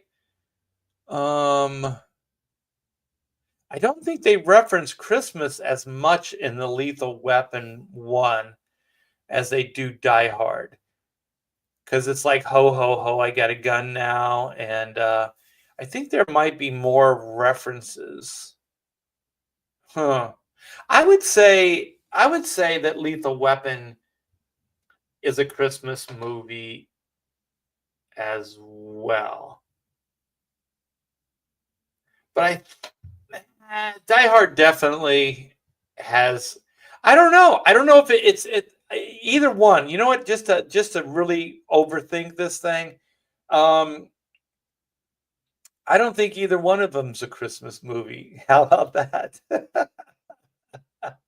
I think Christmas is a backdrop, but I don't think they're Christmas movies.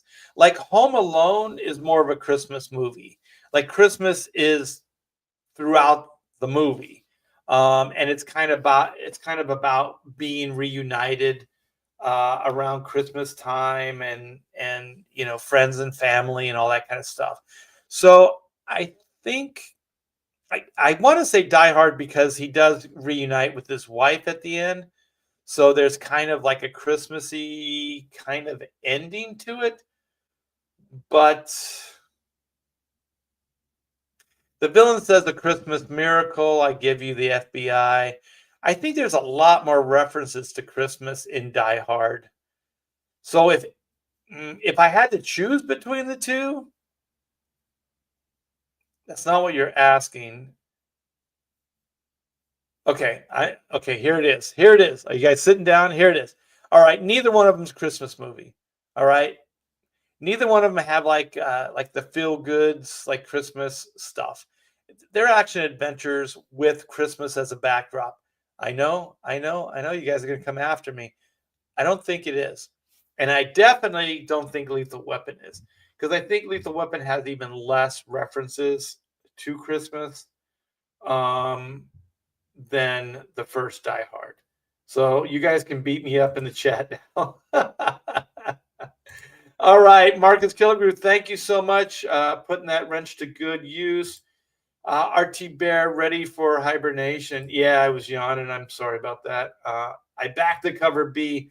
Thank you, Marcus. You are a badass. Mo, shut your mouth. I got B and C. Cool, man. Carlo will dig that. Headless Bourgeoisie. Will back Black and White after Christmas. Yeah, I got a feeling that, as we get closer to Christmas, campaign's going to slow down a little bit, and it's all good. I was actually thinking that maybe I won't make the D announcement, the D cover announcement, till after Christmas. But I think the live part of the campaign will be closing up. And I don't know how, like the first week of January, I would think people, it's weird because I always think like after like Christmas, people are definitely like, I'm not spending any money. But yet there's all these after Christmas sales, so people go crazy. Like stores are packed after Christmas time. So I don't know if maybe I should drop that D cover in January. So, but anyways, you guys, it is penciled, it is inked, and it is being colored right now. So thank you, Headless. I do appreciate that. Let's see. Joe says they even finished the movie in the Murtaugh home, and Gary Busey shoots their tree and says Merry Christmas.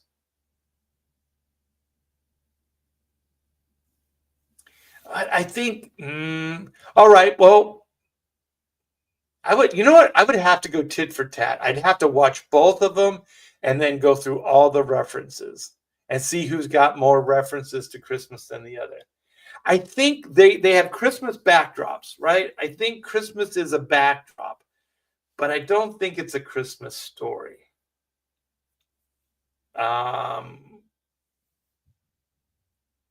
Like I would say Gremlins is more of a Christmas story. Because at least, I mean, there's Christmas, it's Christmas time, so the town is all decorated. There's that. I think the Mogwai was supposed to be a Christmas present. Phoebe Cates tells that wonderful story about how her father met his demise on Christmas, so that's uplifting. I don't know. I think I'm getting myself into a bind. I wonder if you guys are turning on me yet. Oh, there it is. What? I'm outraged. Just kidding. It's okay. No, I still stand by. I think they're action adventure movies with Christmas as a backdrop. The black and white backing is my Christmas present to myself. Ha ha ha! Duck Bacon, it was good to, well, I sort of met you. I got to hear your voice. Hell, RT Bear, Hell Chat, what's up? Christmas action movies. Maybe it could be its own category, Christmas action movies. Maybe. Let's see what Torchbearer says. I just made the connection. Carlo Barberi is the artist who used to draw in a Humberto Ramos style. Yeah, he is really good.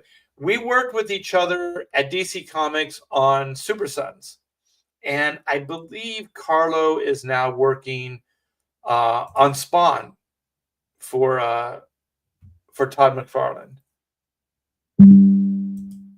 Yeah, it had the Christmas tree lot right at the beginning of the movie. But I mean, it's kind of as a backdrop. It's not really, Christmas isn't part of the story, I guess is what I'm saying. Like Home Alone, Christmas was part of the story. But like Lethal Weapon, and I guess you could say like at least what is it? I'm blanking now on the movie, but yeah. Oh my gosh, I am completely brain farting. Let me see. I think it was Die Hard. Okay, so Die Hard is, I think, more of a Christmas movie if indeed it's here. Like, because he comes, the main character, he flies from New York to LA to be with his wife. And I'm not sure if it's just for Christmas, because I don't know if Christmas is part of it or just like a reconciliation. Because there's kind of like she got a job, and so she's kind of like taking the job, and putting him on the back burner or the family on the back burner. So it seems like they had some kind of falling out. So he's flying to California to reconcile, but I don't remember him saying like celebrate Christmas with her.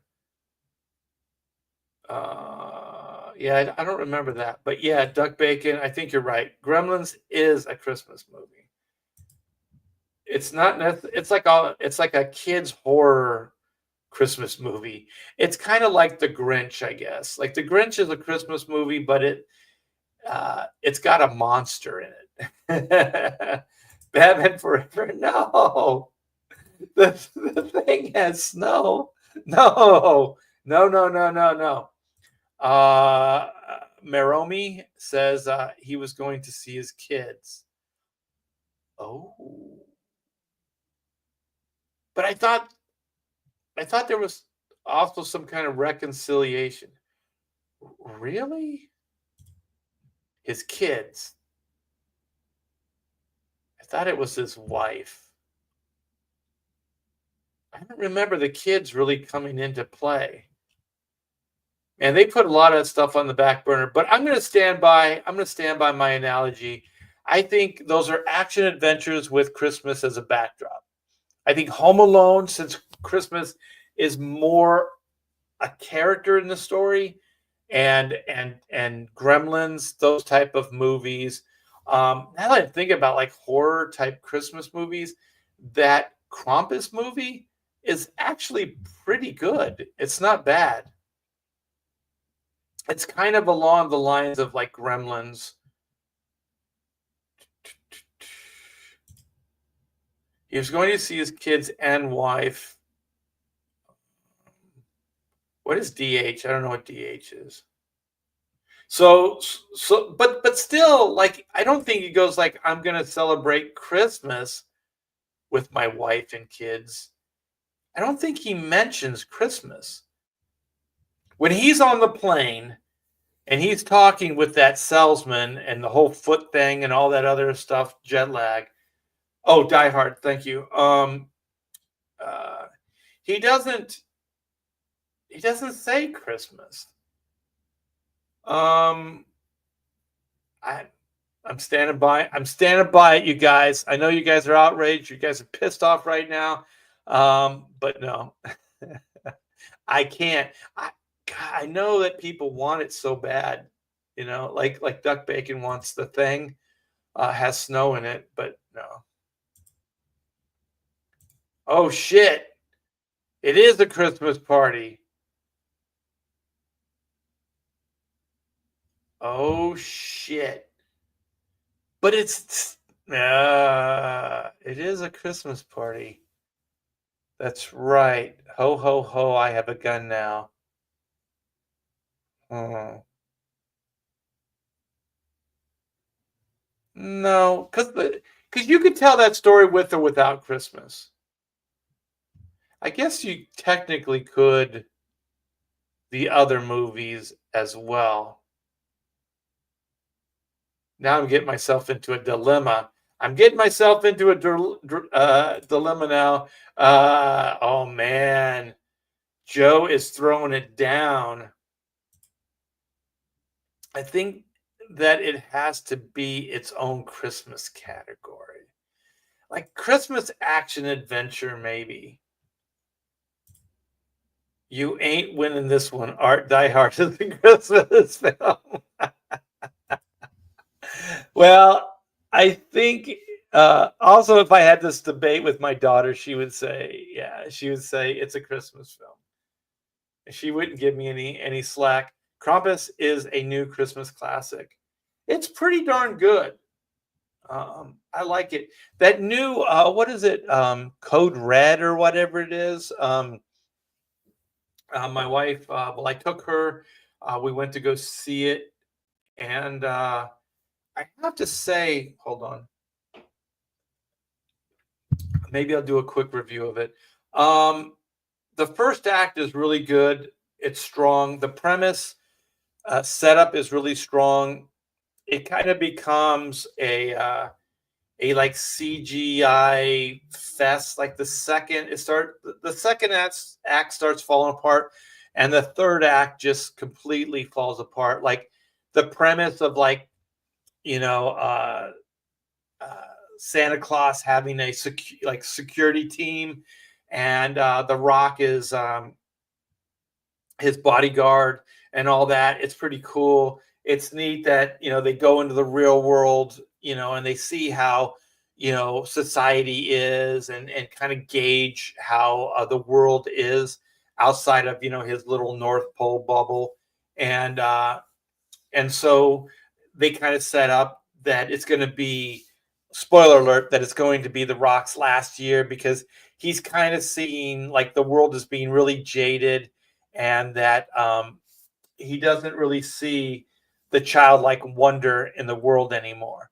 So he's kind of like, since I'm kind of in this kind of more sarcastic, cynical place, I don't think I'm the right guy for this job anymore. So he's going to step down. He's going to retire.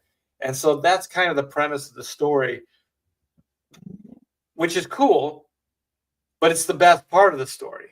Like all the stuff with the actor that plays Santa, he's got like a JH something or JK something. I forget his name, but that guy is much needed in that story. Like he gets kidnapped, so they take him out of the story, and really the dynamic between him and The Rock is really strong. And then like if you could have brought him in with the Chris Evans kind of snarky, cynical, beat up guy, I think it would have worked better. And like I said, like it just, once they set up the premise, it just feels like it's like a Marvel CGI kind of fest. Like it's just one action scene after the other. There's not a lot of heart. There's not a lot of care given to it, and it just kind of falls apart. Yeah, Code Red. Code Red. I don't know if it's terrible. It's an okay 2 hour, kind of put your brain in neutral. It's definitely not going to be a Christmas classic, but I think if it would have I think if they would have kept that character more in play, the Santa character, I think it would have been better. Because also a lot of these stories like Nightmare Before Christmas and all that, it's like, oh, Santa gets kidnapped, and then you don't see Santa throughout the story. He doesn't really play a part in his own story. And I just think it would have been kind of cool if they would have got like to Santa by the end of the second act, and then Santa is part of the adventure trying to get home for Christmas so that they can hand out the presents. So then it becomes kind of like Santa, because then they bring in the Krampus, which is, I'm telling you right now, I'm not against the Krampus. I mean, it is what it is. The effects were great in the movie, but that character just about kills the movie. It feels excessive. It also feels like it strangely becomes the Krampus's movie and not, not Santa Claus or his relationship with the Rock's movie. Like it derails it emotionally. Like the movie just falls apart. I believe as soon as they got rid of Santa Claus, I think he should have stayed in the story. I think even in the third act, they should have showed him trying to break free, trying to, talk to her. Instead, they have him kind of unconscious. Like they really get rid of the character. Like they just cut back to him and he's like sleeping. It's really bad. And that guy's a really good actor. And to be honest, I thought that their take on Santa was pretty good. Like I thought at first it was going to be just kind of like he was just going to be like this musclehead guy, and that they were going to kind of derail the whole Santa thing and make him kind of like this really edgy guy, but he's not. He's just this guy that kind of works out and stuff. And so there's a scene where he and the Rock are working out and the Rock is spotting him, and it's really a good scene. And I do like their take on Santa and all that stuff, but the character just basically isn't in the rest of the movie. They just rescue him and then that's it. At least in Nightmare Before Christmas, the character, it didn't feel like you needed the character as much because you had a character that was taking his place. So it made more sense that Santa wasn't in the story because the Jack Skellington character was taking his place. They had a villain that was kind of taking his place, but it was convoluted. It wasn't real clear cut. That movie definitely suffered from the CGI fest that I see in a lot of movies these days, especially the last act. The last act just becomes like not a sci-fi, but kind of like a just CGI, orgy of just images. And there's no emotion behind it. There's no character. There's nothing. Let me see. Joe says also Lethal Weapon. They ended with Celebrating Christmas with Danny Glover. No,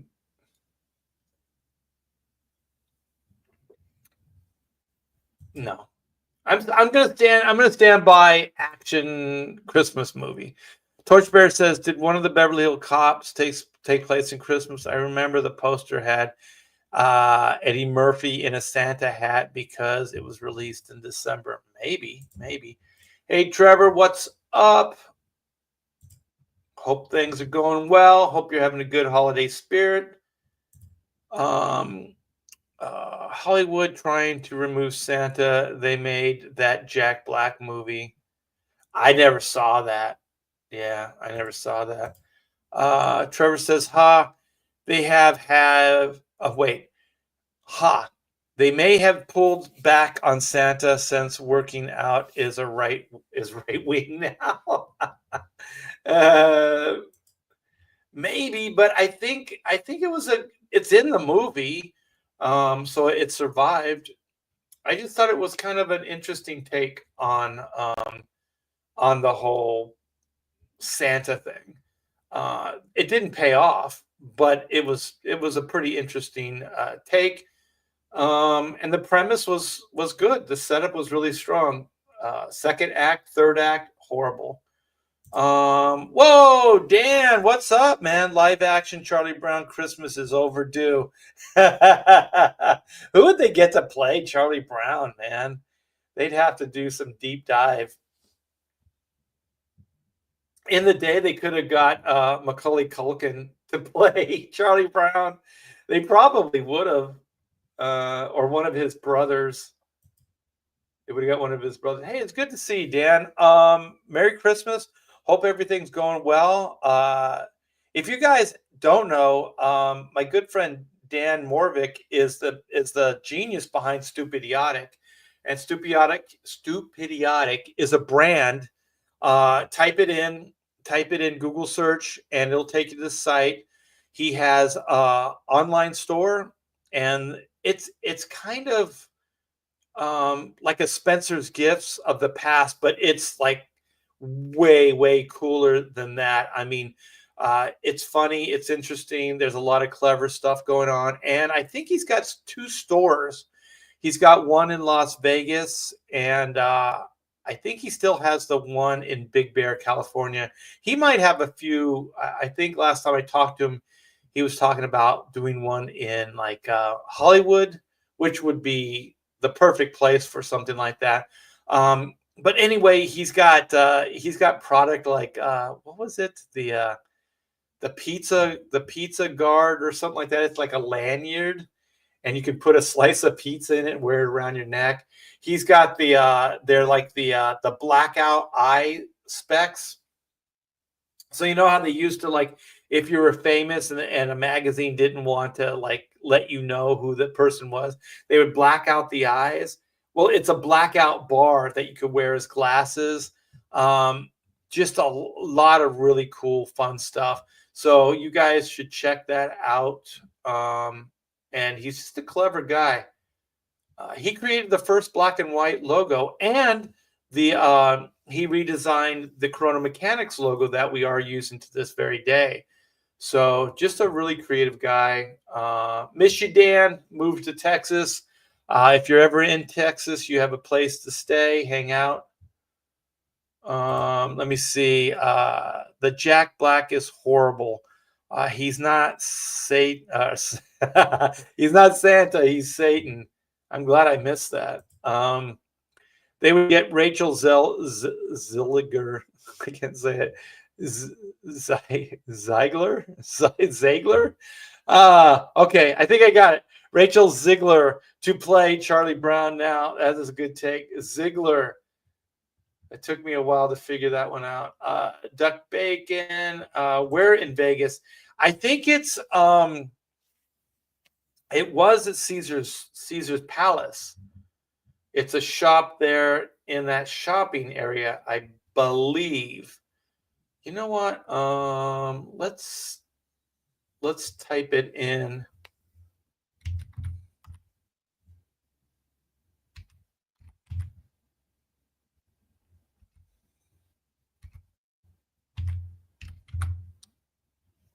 Stupidiotic Las Vegas.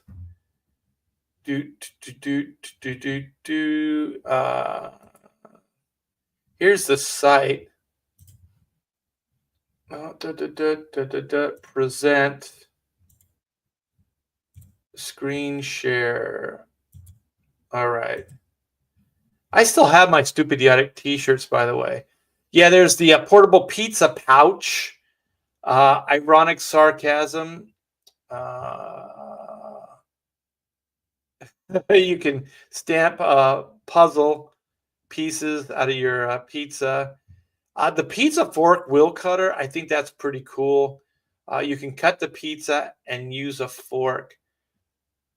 Pizza puzzles, feature presentation. The Hungry Man fork, it's got extra what are those things? Tines? I forget what they're called. Pizza rescue. There's a lot of pizza stuff here. There's a donut-shaped throw pillow. What is this? Stratocaster scissors? Oh, that's kind of cool. Ice pack cooling vest. Redneck back scratcher. Head knocker. Drill fork bit spaghetti spinner. That is guaranteed to make a freaking mess. Let's see. Stompies. Chomping slippers. Thoughts and prayers. I don't know what that is. I don't want to click on it. Oscar Mayer, gummies, pull punisher. It's just fun stuff, you guys. Hottest gummy bear, little nitros, giant kangaroo water sprinkler for the kids, massive water balloon, fun bags. You can fill those with water. That's pretty damn cool.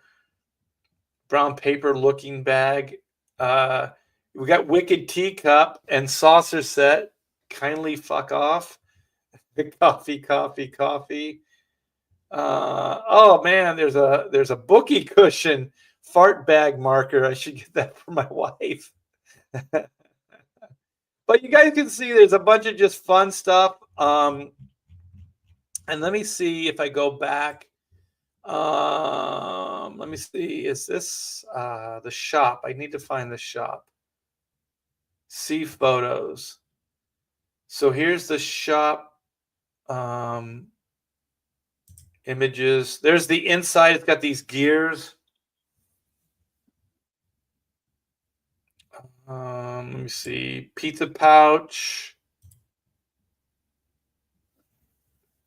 Drinking fluids. It's just cool, like novelty stuff. Tacosaurus.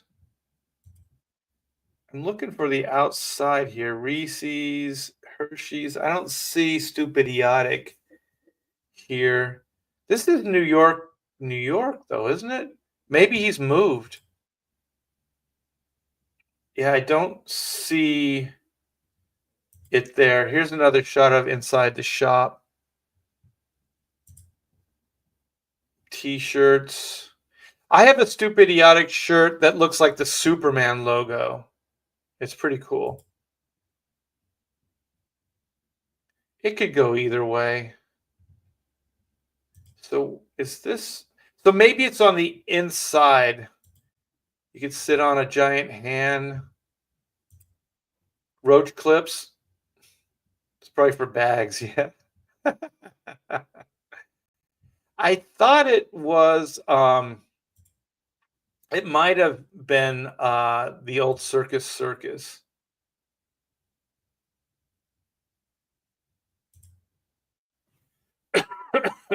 But yeah, this is Dan's stuff, all latest inside. Here's the street view.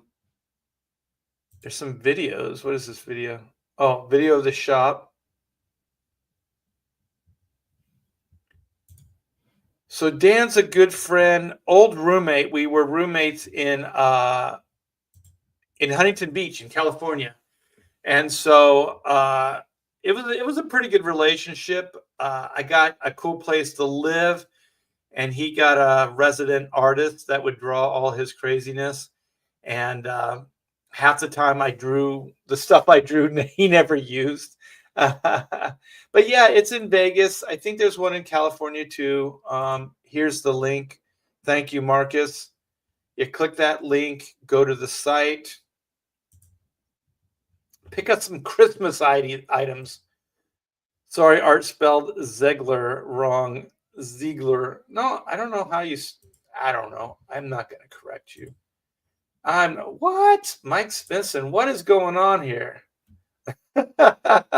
Mike's an old buddy from that time as well, if it is indeed the Mike Smithson, the creator of Fat Bastard for the Austin Powers films. Wow, this is a celeb fest. Are you guys hanging out together? Are you guys watching, mocking me on this live stream? But I know the feeling for sure. I don't know if you can see it. Let me see if I can move the camera around. This right here That's Doug. That's a sculpture of one of the Corona mechanics, and Mike put that together. It is Daniel. Talk me into it. That's funny. That is funny. Well, man, it's good hanging out with you guys. I'm going to show off some stuff, and then I'm going to take off. I got 2 campaigns going right now, and the dog is going crazy. I have Oodles of Doodles and other stuff too. This is my art book, you guys. Here's the video. Be my outro. Art T-Bear's Oodles of Doodles and Other Stuff Too is a 60-page, 9x12 hardbound book that will be printed on thick glossy stock paper and is a compilation of artwork from award-winning artist, Art T-Bear. This book is filled with images that come from Art's Marvel, DC, Image, and Comicsgate work. That includes convention doodles, commissions, creator-owned IPs, and pop culture subjects that Art has brought to life with his masterful draftsmanship. Art T-Bear's signature style is both lyrical and meticulously realized. The mastery of craft, seen in his work, owes itself to his 40 years in the comic industry, as well as viewing life through his own love of the art form itself. Fans of art prints have the opportunity to back one or both of the mini print tiers. Both are stunning collections of work that you can back individually or together as a bundle. Art T-Bear's Oodles of Doodles and Other Stuff Too. Back it now on Indiegogo. Yeah, you guys, I am old. This is 40 years of work compiled in one doggone book, doggone cool book, printed beautifully. This book is done. We got the books back from the printer the other day, and the campaign is pretty much fulfilled with the exception of the commissions tiers, which I will be working on later this week. So as promised, before Christmas, you guys got it. So if you ordered, keep an eye on your mailbox, because this should be coming your way very, very soon. So yeah, 40 years. 40 years. Spam Fest. Yeah, I don't mind. I don't mind. Merry Christmas to you guys. Hey, Bub, who do you think you are, Wolverine? I don't know what to say, man. This feels awkward. I wanna, say, Merry Christmas to you guys. Happy Christmas. I hope you guys are having a wonderful, wonderful season. And I miss you guys. You know what? There's still this unfulfilled outing that we were supposed to have, and we were supposed to go up to Dan's cabin in Big Bear. And so it was the 3 of us. We're pretty ambitious guys. We had this idea for basically like a marketing licensing company that we would. I think we were called Apartment 3 or something like that, because we all shared apartment in Huntington Beach at different times. And so we all got together, and we each have different like disciplines. So mine's comic books and storytelling, and Mike's is Hollywood special effects, makeup, things like that. And Dan's marketing, merchandising, he's got a great graphic sense. So we thought it was a great triple threat, right? So our combined talents, we could basically create IP, market, and merchandise our stuff. And so we had this big powwow planned, and we were going to go up to Dan's it would have been awesome. Cabin for the weekend up in Big Bear. And as we were going, I have a criteria. These guys both grew up in, like, I don't know where it snows. I think Chicago or something like that. And but I was a native Californian. I don't like snow. I don't like any of that stuff, right? And so I told Dan, I go, this is in December. I'm like, as long as this doesn't snow, I don't mind snow on the ground, but I don't really want to get caught in the snow. He goes, it's not going to snow this weekend. It's not going to snow this weekend, right? And so we're going up, and as we're going up, we see some flakes. Oh, there's some snow. To be honest, up to that point, this is going to seem weird. I've never really been in snow. I've seen it like in New York City, like up on like 20-story building, and then by the time you get down to the ground, there's no snow. But I've never been in snow while it's falling. And so I was like, oh, okay. So you roll down the windows, there's snow. This is kind of interesting. And then it's snowing a little bit more. And then the roads, these are steep mountain roads, you guys, and they're like single lane roads, and there's cliff sides. And so the road starts freezing up. And so we notice cars are kind of backing, they're kind of like sliding down. And then all the way up to the end, Dan's like, I got this, I got this. And Mike and I are like, I don't know if you got this, man. He's going, it's so close. It's only, whatever. I've been up there since, because I think that was going to be my first time there. We weren't even that close. We still had quite a bit of danger to endure. And anyway, so we kept kind of trying. And so finally, the voice of reason got to Dan. And so he turned it around. And we went back, but I still think like that would have just been fucking fantastic, man.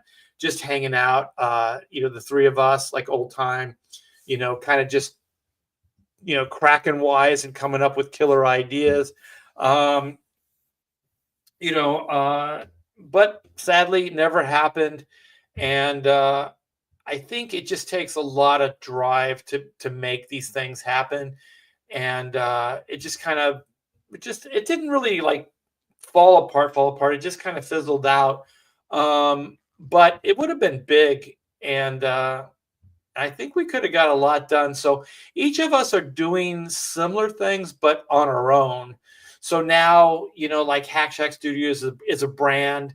I'm publishing books now. Here's the Oodles book. Here's the Kevin Nolan quote on the back, and it's got some of the IP and stuff that I started creating later. So I kind of kept things going. So like Rock and Roll Bots was an IP, and then there was Hit. So there were several IPs that I tried to sell in Hollywood. I got myself an agent. I was with Circle of Confusion for a while. I think I still am. I don't think I officially got canceled from them yet, but I'm sure it's coming. Yeah. So and then Mike was going to do. He had like an idea. I think it was noir-ish with cats and different like animals and stuff like that. I think it would have been kind of like is it Black Sad? Which is a fantastic comic. And so we worked on that. And of course, Dan was manufacturing. He could build things, toys and stuff like that. So yeah, Apartment 3 Media was the name. Just finished working on the Criminal TV series for the graphic novel fans. So good to see you. Yeah. I think the last time I saw one of the Smithsons was your brother at Disneyland, of all places. Oh, you were there too. Yeah, it was you and your brother. Yeah, I think that's the last I saw you. So it was good to see you. Happy holiday seasons, Mr. T. Right back at you. This was good, man. You guys just made my day. Mike Smithson and Dan Morvick. Steve, it's a question. Hey, Art, just got Oodles. It's so good. You are a master. Thank you, Steven. I do appreciate that. Let's see what Torchbearer is saying. That is cool. You are still friends after all these years.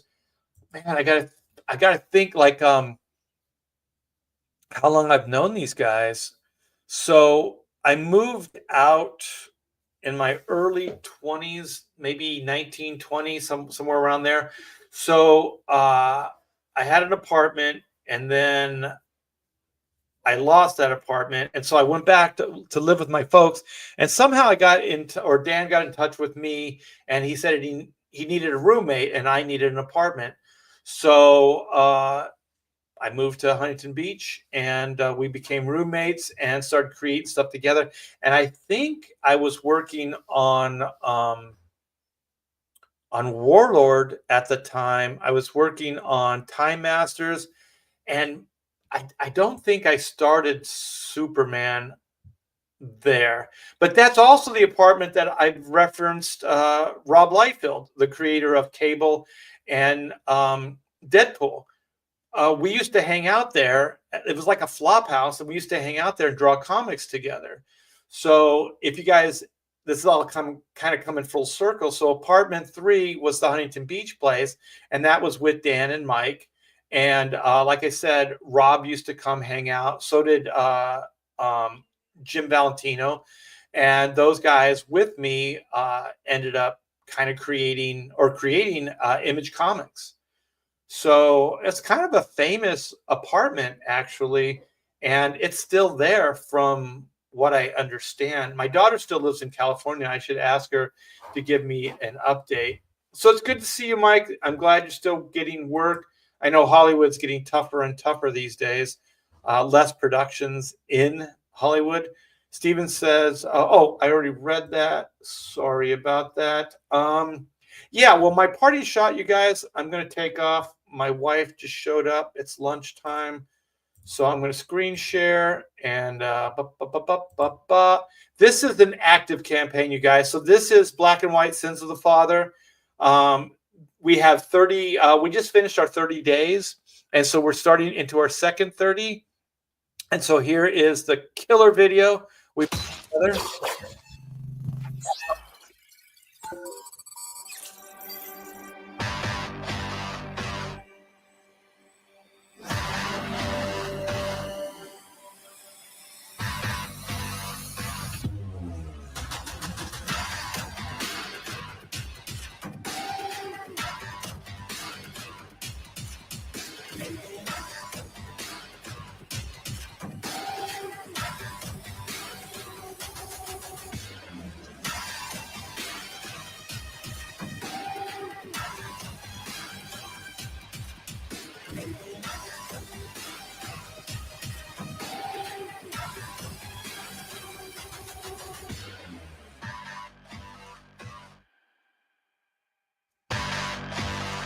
One more time.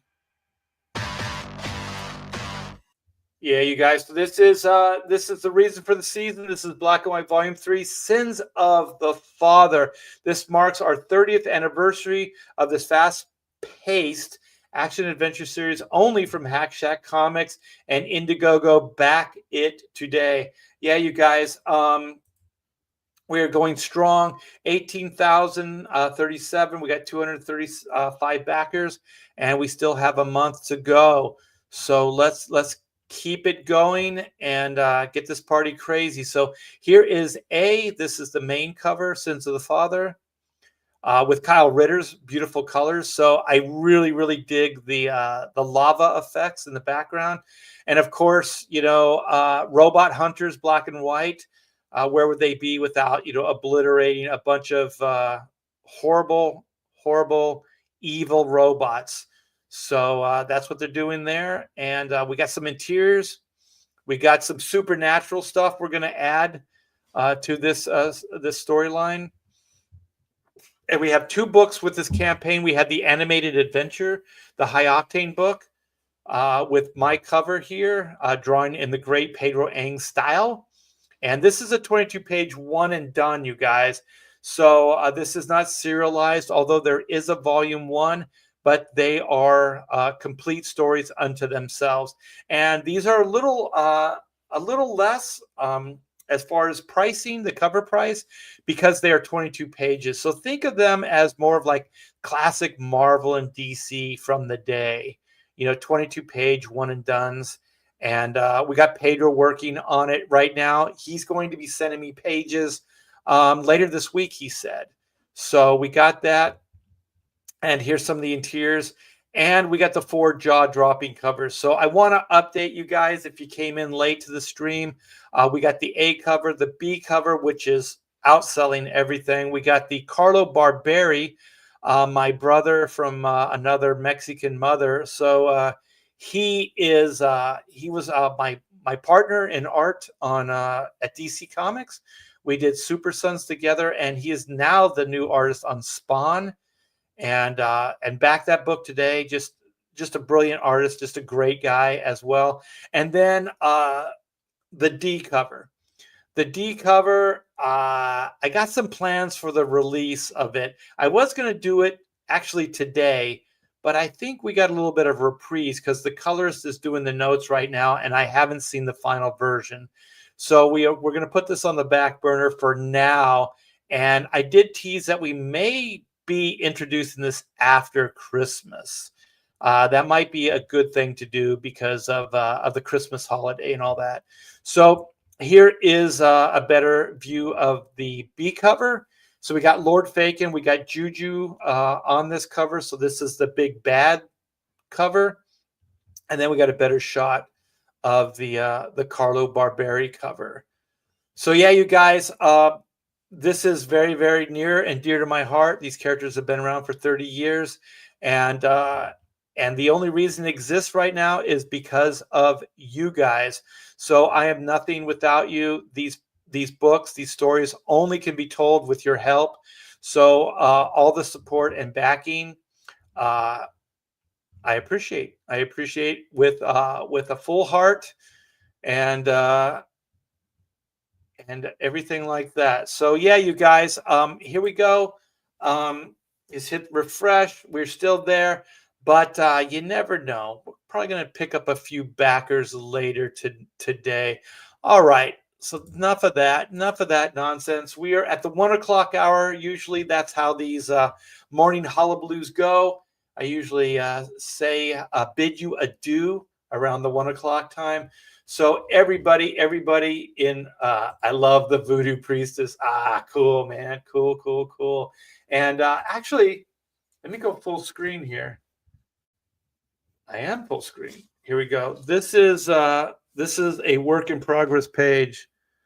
So we see some of the dead rising from the ground. We see the start of a bunch of snakes. Those little S shapes. Those are the snakes. And then we have the full-on attack with the snakes. So I should be able to finish this in a few hours. So I'll be posting this thing later. So there's the last panel. You can see it's kind of penciled in parts of it. So this is definitely work in progress. So I think it's coming out great. I'm real happy with it. And I can't wait to finish it up and get it to you guys. So happy holidays, since I won't get a chance to say Merry Christmas to Mike Smithson, to Dan Morvick, and to Trevor Cameron, who came in earlier on. And he used to work here at Hack Shack Studios. Brilliant artist. And he's still drawing and inking to this day.